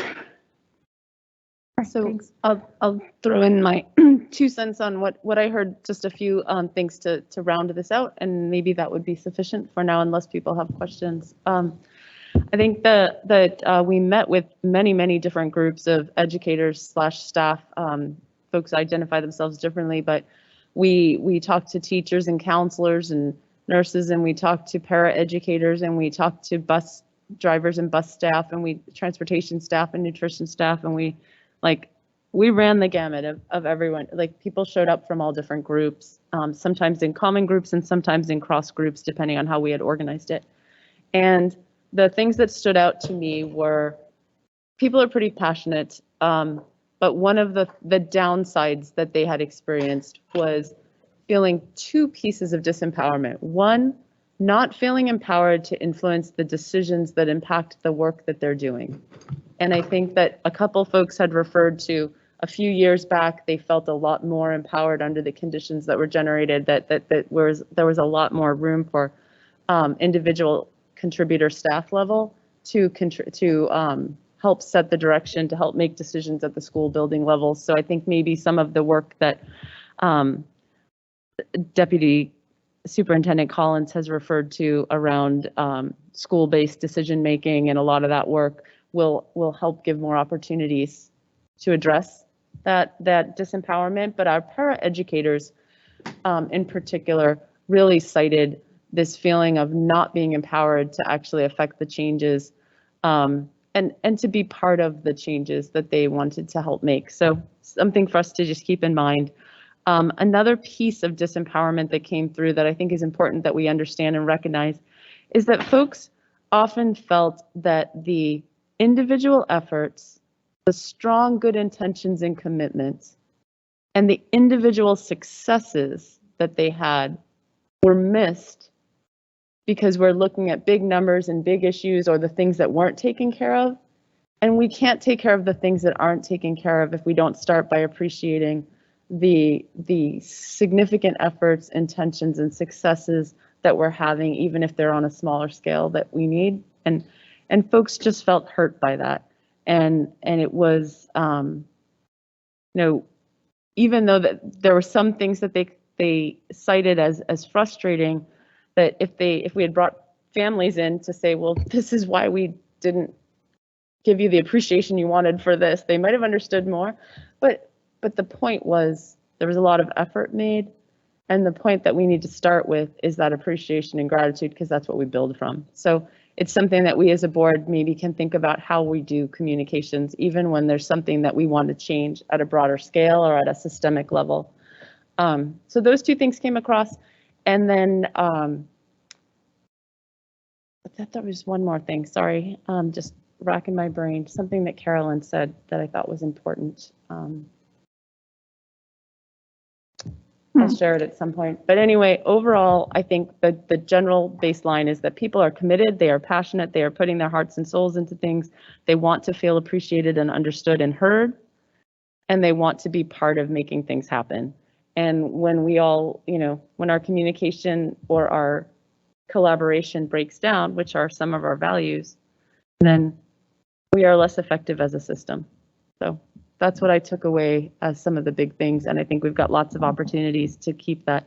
And so for me, these listening sessions are really important. We just want to keep voices very present so that it tips us off early in the process when we know there's a breakdown and we can fix it sooner. And thank you to the board members, all of you, for putting in the time to listen and be part of this. So looking forward to that. I do have one question that it raises, which is was a little bit going back to the other thing, but did you envision for your listening sessions to be virtual, in-person, combination? The first set, we're going to go virtual because one of the comments that was made, not one comment, one of the repeated comments that was made by many folks is wow, I'm able to participate in this because it's remote and I wouldn't otherwise. So the first set will be remote, even though we know we need a lot of dose of in-person stuff coming up. For this particular thing, we were thinking remote. Is there, if people have an issue with that, we're happy to talk about it, but we thought the community forum, the first community forum, the only community forum, the large one, we thought would be in person. Yeah, that sounds good. I was thinking that perhaps maybe one or two of the listening sessions might be an in-person option. So people could also stream in, or it's just in person, but we might have. We talked different about that, preferences. especially given, the feedback we've had from district staff about how much better meetings go when they're in person, just in terms of like making a connection and feeling connected and it feeling like everyone's on the same page and it's not an anonymous internet thing where people can be rude to each other. But I mean, just literally in terms of access, and especially as conditions change, like All right, so keeping. we'll look into the scheduling. So it sounds like at least 80% of them virtual, but we'll look and see if there's an in-person option or maybe a couple in person. All right, thank you all for that. We'll consider that, but I also want to call out that when you're asking the board directors to do 10 of these, the amount of time it takes for us to do a virtual one versus to do an in-person one is dramatically different as well. And so the feasibility, then we can't hold 10 sessions and then we get complaints because not as many people can participate. So we will look into it, but I am not committing to that. Like we may or may not be able to pull that off.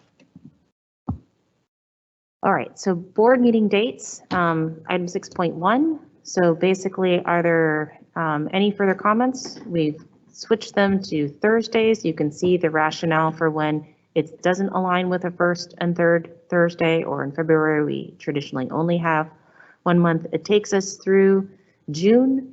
The summer dates have not been set. Traditionally, we look at those sometime in the late spring to set the summer dates. So we can divide this into two parts if you want. One is the dates, and then the second part. And so what I'm going to do is I'm going to just move that we accept this. We have a second, and then we can have the discussion. So I'm going to move that. Is there a second? I second.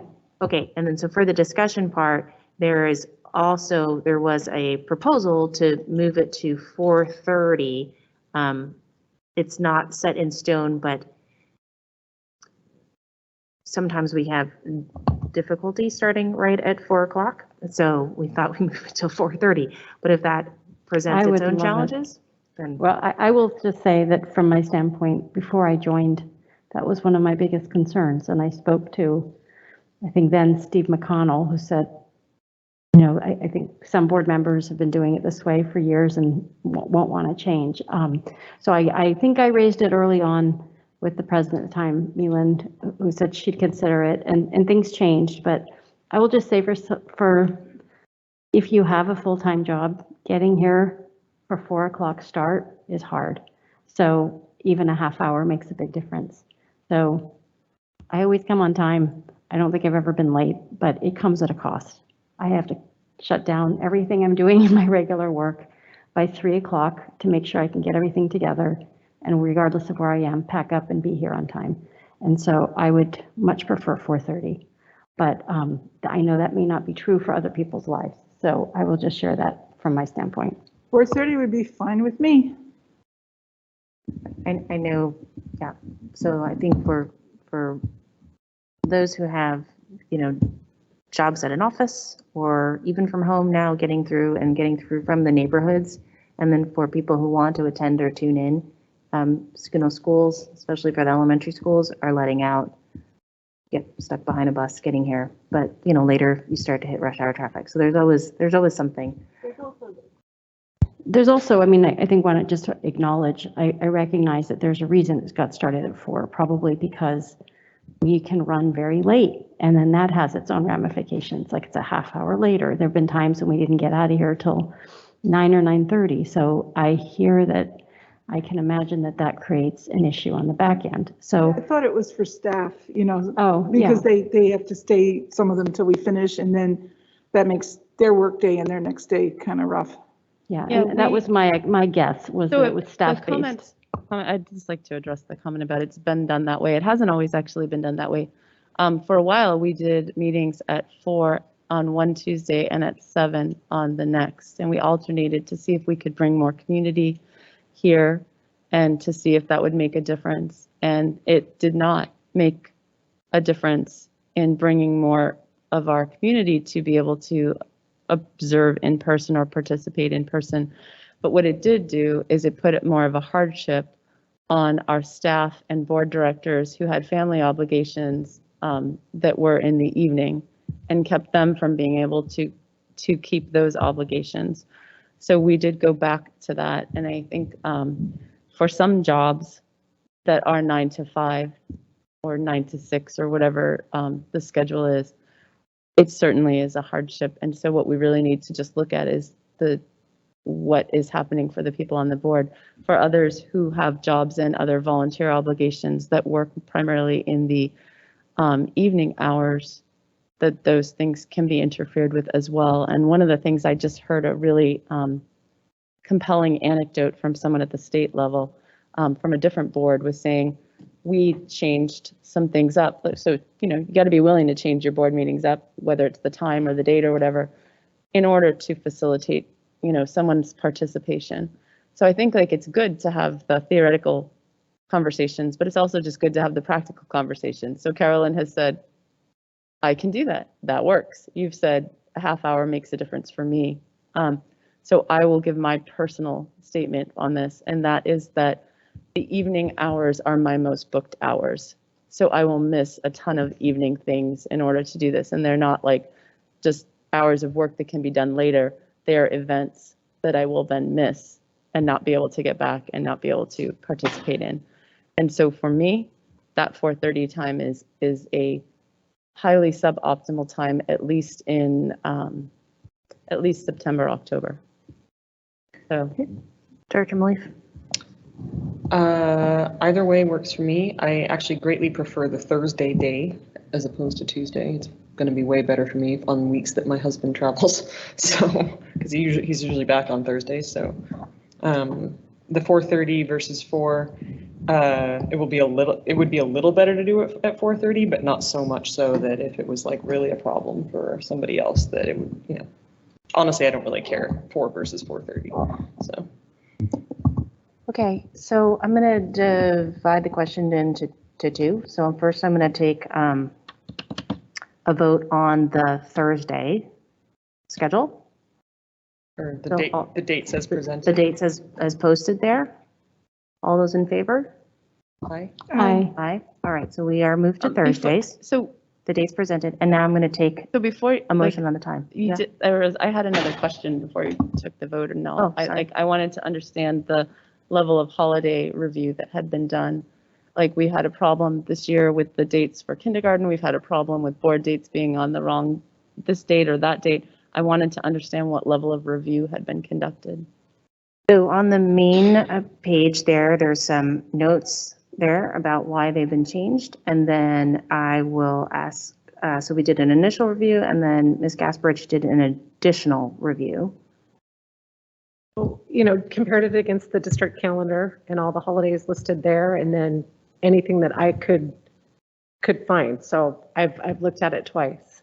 And so do we have any document in our district that talks about, Director Serafin has pointed out that we can't possibly leave every holiday empty, but there are some that we have larger numbers of students and families participating in that we want to make an effort for, because we know it's going to have a pretty substantial impact on people's ability to participate. So I'm just going to cut you off someone there. who So had why a- don't we ask, because I know there was one that was done, because we had this discussion before I was on the board regarding prom and the day that it fell under. So Dr. Jarvis, maybe one of the other staff members who's been here for a while could just chime in about that.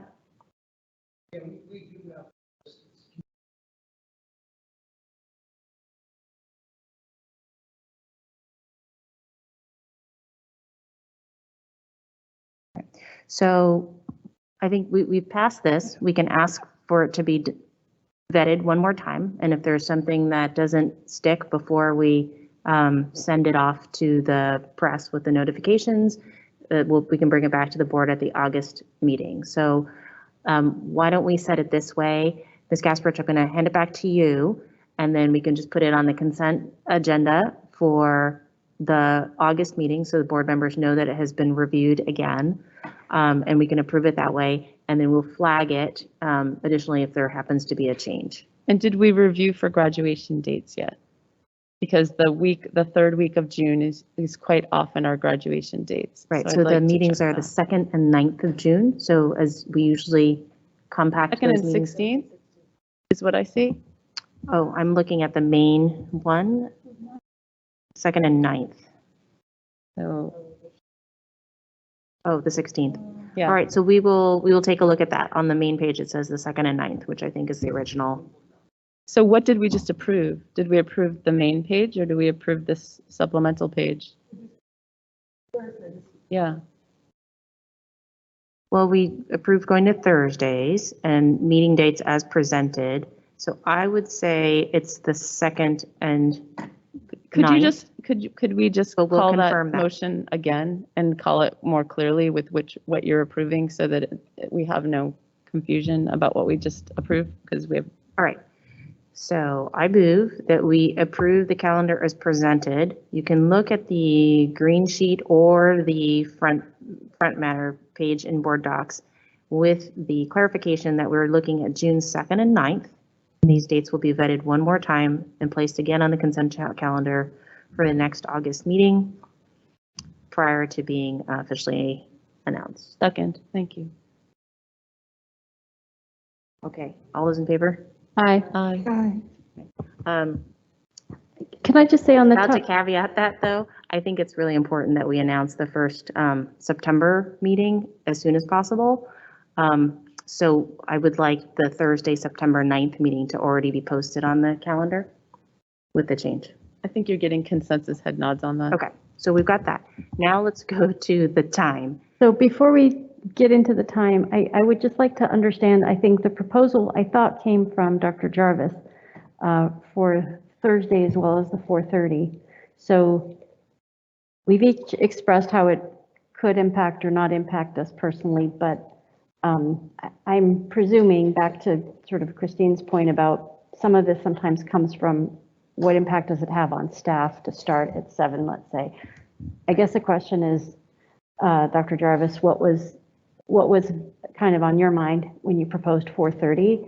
In what way does that make staff or your perception of student or other community engagement better or more accessible or not? Go ahead. The 4 versus 4:30 really had, I guess, both sides. One was what time the elementary schools got out and what was happening. The 4:30 is believed to be a little bit better logistically for staff and community. It's certainly not enough that we can't handle the 4 o'clock if that's best for the 5 board members. We can make that work, but I would have a preference for 4:30 logistically to make that work. Secondly, would be the other side of instead of starting at 4, starting at 4:30 and what time we leave. It was just, as we looked at it and tried to look at what's ahead for us, felt that was a solid recommendation, but it wasn't a requirement. So if I can emphasize that it's certainly not a demand, but I'd recommend 4:30, but I would have no problem continuing at 4 if that's the board's choice. We will certainly make it work. Would it be possible for us to start 4:30 in November? That seems like a reasonable proposal, since I think the things that I'm guessing it might be sports related are happening maybe in those 2 months for a particular board member. I'd be fine with that. Would that be workable for the district staff? Yeah, I think now too, with the ability to join remotely for meetings, it provides staff a lot more flexibility. And I can, for me, I can continue to come at 4. It does mean me leaving much earlier because of bus and school traffic. I just cannot actually literally get out of my house, but that's fine. I just come early. So that's fine with me, and it looks like we're getting nods.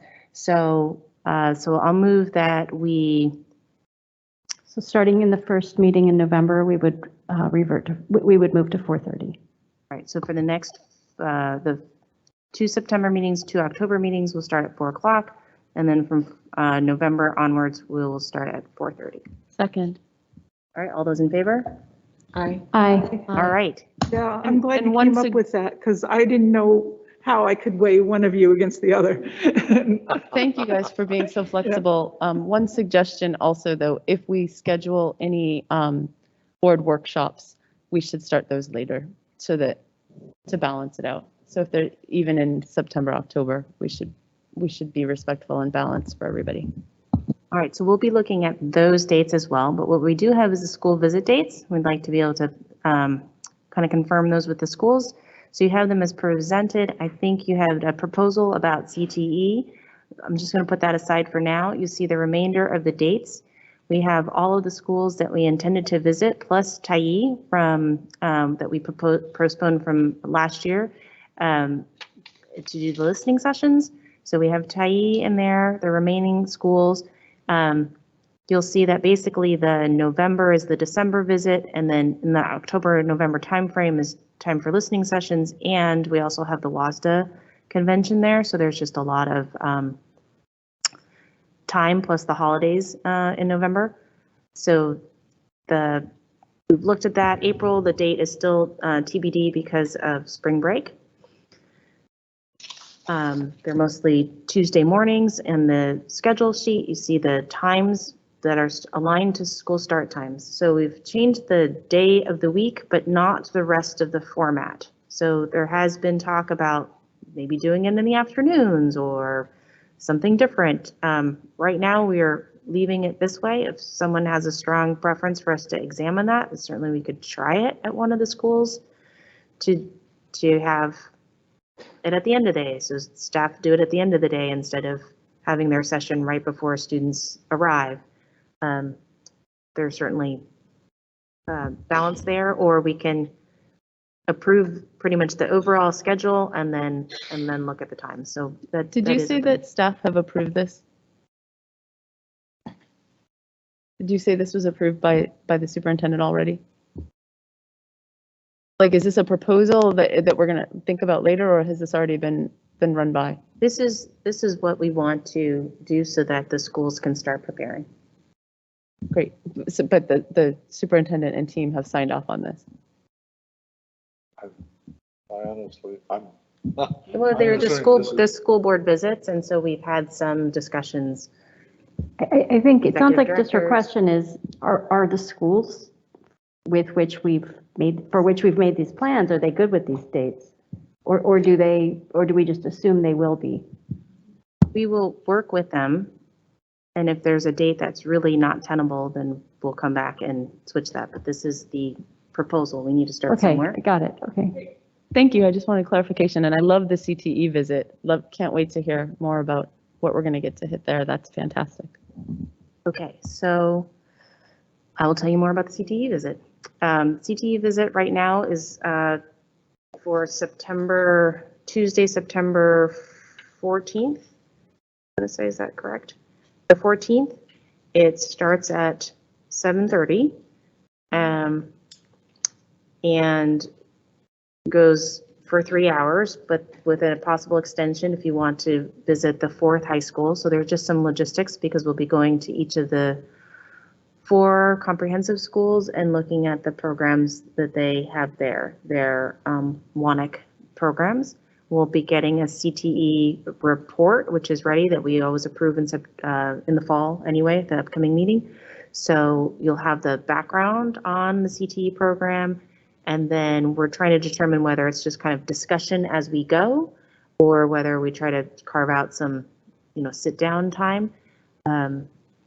It is a more challenging visit because part of it's commuting between the different schools. So we're just working on logistics, parking, things like that. Yeah, I was just thinking, somehow I imagined it, the foundation used to do these tours for people, and they would get a yellow school bus, and they would ride together, and then they could kind of like debrief as they were moving to the next place. I'm wondering. I mean, I don't want to necessarily add expense, but that might add efficiency. Yeah, so we're working on some of the logistics, so the time might shift.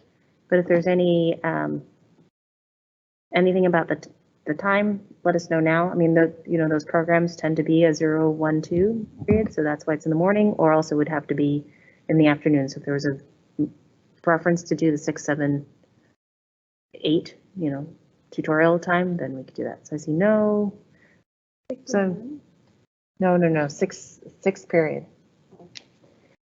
Yeah, so mornings, people like mornings. Okay, so morning, and we'll work on the logistics. Well, I just want to call out that we do have a board member that the 0, 1, 2 period is a hardship for. So if it was better on that one to do that particular visit, like there's a reason for all of them to do it the other way. For the CTE visit, if it's just as easy to do it 6, 7, 8 or 5, 6, 7 or whatever, that we should consider that too.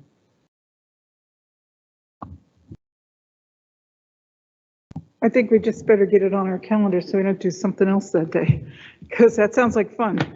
Okay, so the morning time? Yeah, I think, Okay.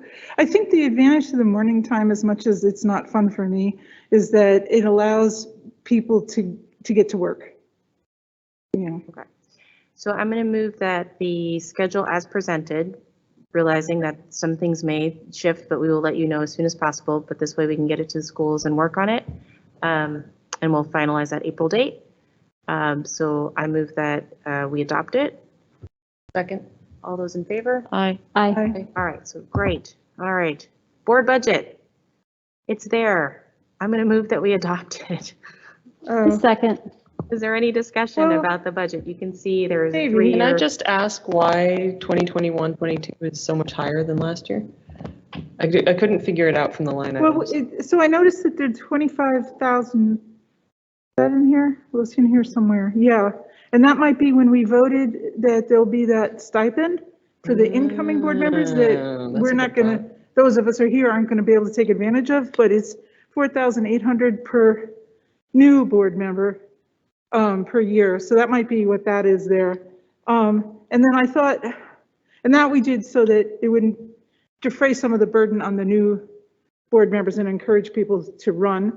And then the other thing, I just wanted to say, just because people will look at this and they'll say, oh, wow, look at that.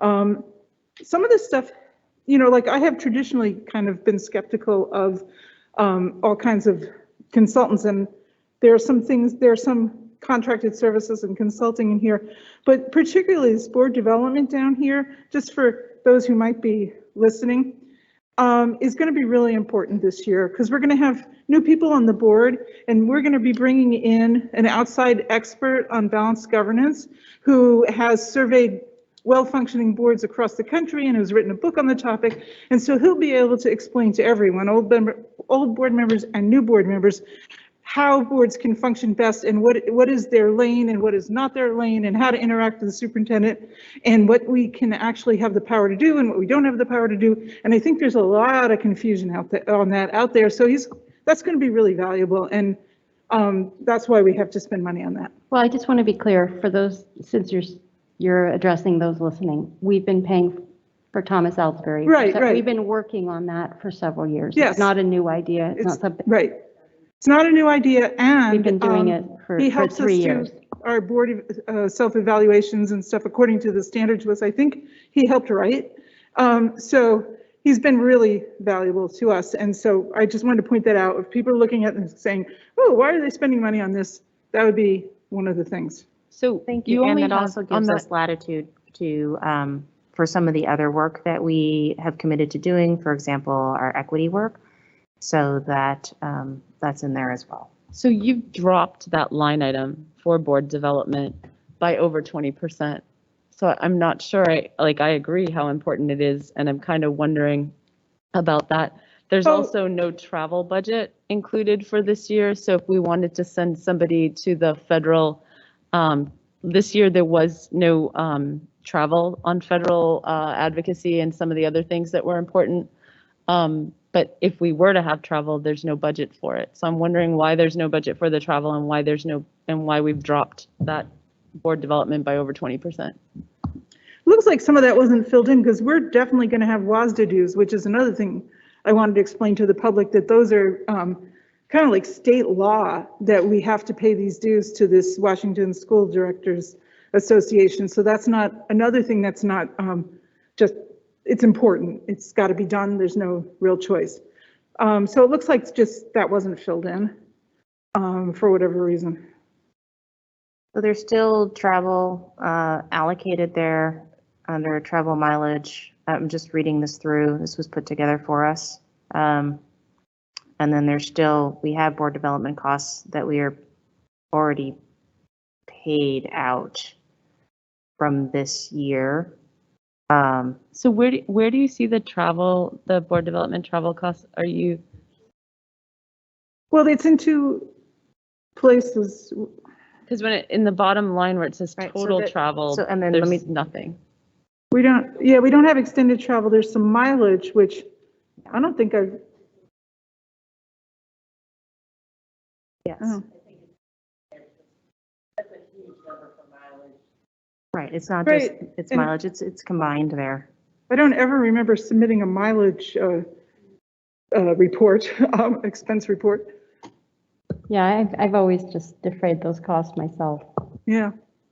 Sorry, there's like, so I guess I don't understand this budget sheet. It says contracted services at 66,000 and then what is the project spending as opposed to the total cost by object key? So I'll defer to Deputy Superintendent DeVita.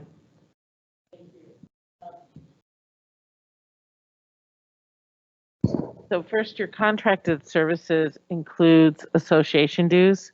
So your WASDA dues are part of that $50,000.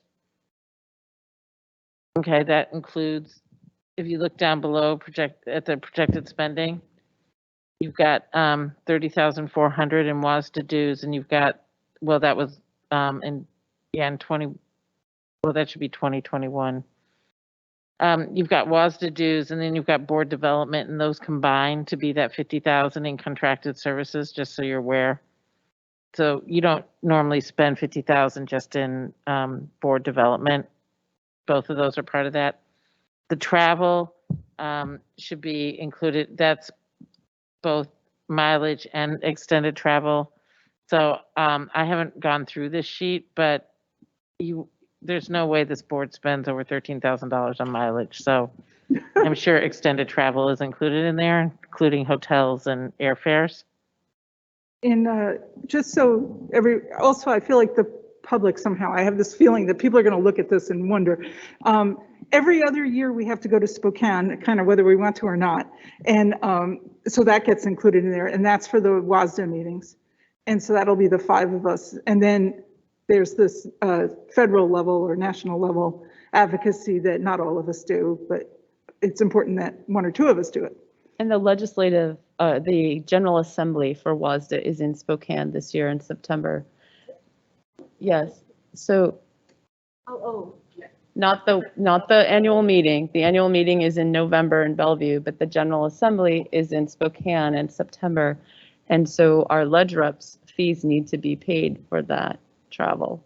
So I just want to make sure that, like, this sheet, like, I think the intent behind your budget is great.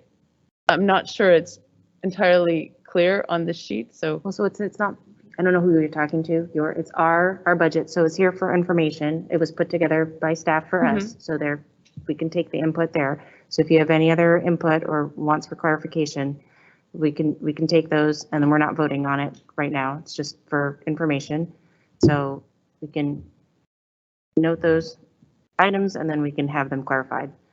So, But the point is, we're an all volunteer board, and we try to be reasonable in our expenses and not waste money. and the WASDA dues are required, and I will say personally, I wasn't sure exactly what that went to initially, but the value has become apparent over the last couple of years, especially with the pandemic, in terms of the information, resources, training that they provide. And we're very fortunate that the meeting is actually in Bellevue every other year, so that dramatically reduces the expenses for our particular board. All right, any other comments for that? Okay, so we can take a look at that and bring it back for the next one. For item 6.4, agenda, I will say that there's nothing listed there, but we'll continue to work on the agenda planning. We have streamlining that system as well. We'll bring an update to you, just I know it's been on people's minds. Not at the next meetings, it'll be in the early fall regarding the superintendent search. And then I also just want to ask Ms. Gasbridge or Dr. Jarvis if you have any other comments about agenda planning. I do not. Okay. And then anything else board directors are looking to see in the next agenda or two, aside from we have a packed agenda for August because of the annual plan and the budget. Okay, seeing none, that brings us to our break, which is going to be short. Real quick, just want to throw in the Oh, sorry, I director forgot update. the liaison updates. Sorry, yes, 6.5. Jubilee Reach Service Day is happening. They had originally said it was canceled. It is back on. The date is Saturday, August 28th from 8 to 12. And they need look, just a quick skim of the Sign Up Genius site shows they need lots of volunteers for every single one of the elementary schools and middle schools. Please sign up. It's a lot of fun. I did it 2 years ago. It's a lot of fun, and it's fun to get back in the schools. It'll be really great to like get back into schools and set things up. So, All right, sorry, and then anybody else with liaison updates? Well, I was just going to say that it's summer, and so the PTSA leaderships are changing, and so I'm liaison to special needs. They don't have any meetings over the summer for general membership, but for people who weren't aware of it and might like to know, they have recorded all these meeting trainings. They had trainings as part of their meetings on their website. So there's things like helping my anxious child and IEP training and sending your kid to college with the diagnosis of, anyway, so there's great stuff out there. Okay. On the, I guess, I was going to say, if I'm going to tell you about a website, it's Bellevue Special Needs PTA.com.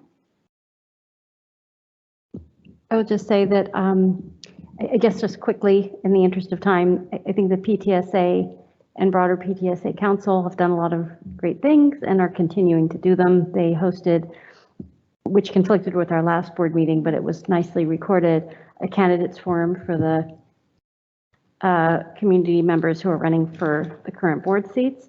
And that was recorded. It's been a good source of information for many people. And additionally, there's a change in president. Amy Lennox, who did a great job last year, is now going to be secretary, and coming in is Emily Castle. Melissa Richardson will continue to also be on the board, on the council. And so I just had the pleasure to meet with them last night. Going forward, their meetings will be the first Monday of every month. September 13th will be the first one to kick it off, but after that will be the first Monday morning of every month. I think Dr. Jarvis, they would love to have you join them for some of those where possible. So I think that's the only thing to report at this point, but I know that they will be very pleased to know of the upcoming SAT dedicated day. That's been a concern that many of them have had from the standpoint of the inequitable way that SAT rolls out, where some families who can't get access locally are able to drive their kids or fly their kids to another state, and those who don't, their kids just miss out. So they were, I think, very pleased, or they will be, to hear the plans that you've made. So thank you. Okay, anything else? All right, and then with liaisons, I just want to take a quick poll because it might inform one of the committee's work. So we generally adopt the liaison positions at the annual planning meeting. However, several of the organizations really operate on the school year, and so then that changes the liaison just right into the when someone's starting to know the leadership. So is there any appetite for changing at least some of the liaisonships to coincide with the school year where that's relevant, understanding that we also have new members coming on this year, so that might be less practical. We did that for a couple of years. We actually did it, and because it makes a lot of logical sense. I completely agree with you. I think I might have been the one who initiated it, and it just didn't end up working out because of the transition times for board members. So I would be loath to go back and learn the lesson again unless we had something that we were doing differently that would help it transition and change in a better way. But just to go back and, well, if we try again now, does it work? Like, I wouldn't, but if people do, we will, and I'll just go with it. It may not be for all of them, it might just be for some. Is there any No, other? I agree with Christine. I think I wasn't quite on the board when that happened, but I heard the memory from Steve, because I came in and said, hey, let's change it. And he's like, no. So. Okay, anybody else? All right, so with that though, I will remind people at this point to, and I'm not sure if there's an actual form, Director Malik, I'm looking at you, because I think there was something about documenting our liaisonships so that handover can be smooth.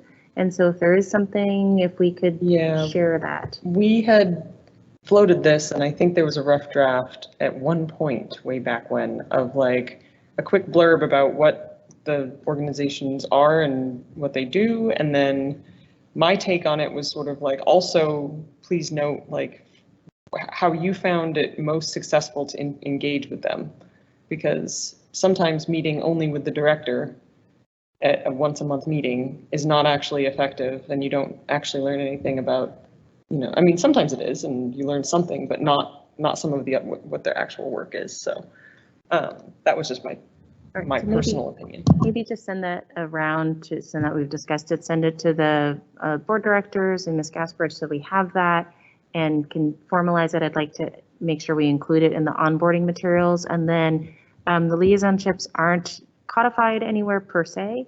So also just note if this is one that we should continue to have board director time against, or if it would perhaps be more effective to have staff or both.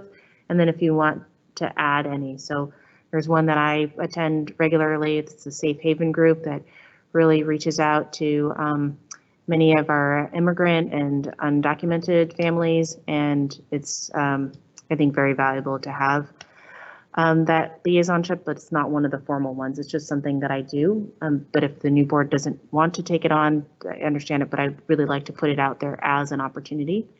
So if everyone can do that. All right. Great. This is a lot of our summertime to just get this going so that we're really setting up the coming year for success. So that brings us to item 7, which is our break, which we will then go into executive session. So what I propose is that I'm going to read already the executive session materials. So for those who are listening, it'll say break and then switch over basically to executive session already. We will be the purpose of this session is for board development related to board. No, this is not the executive session. All right, we have to find the thing that I need to read for executive session. So I'll come back and read that in a moment. So right now we are on break, and then I'll read the purpose of the executive session. But in that executive session, we will not be taking any action items, and we do not anticipate taking action items following the executive session. And we anticipate that will last till approximately 8 p.m.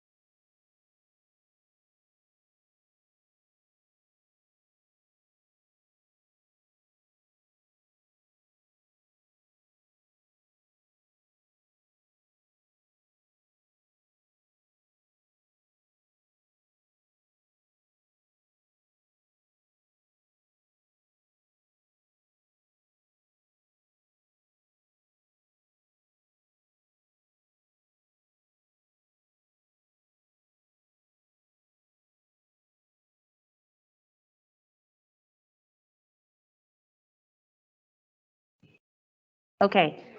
The purpose of this executive session will be to evaluate the qualifications of an applicant for public employment or to review the performance of a staff member. However, discussion of salaries, wages, and other conditions of employment to be generally applied within the district will occur in a meeting open to the public and when the board elects to take the final action of hiring, setting the salary of an individual staff member or class of staff members, or discharging or disciplining an employee, that action will be taken in a meeting open to the public.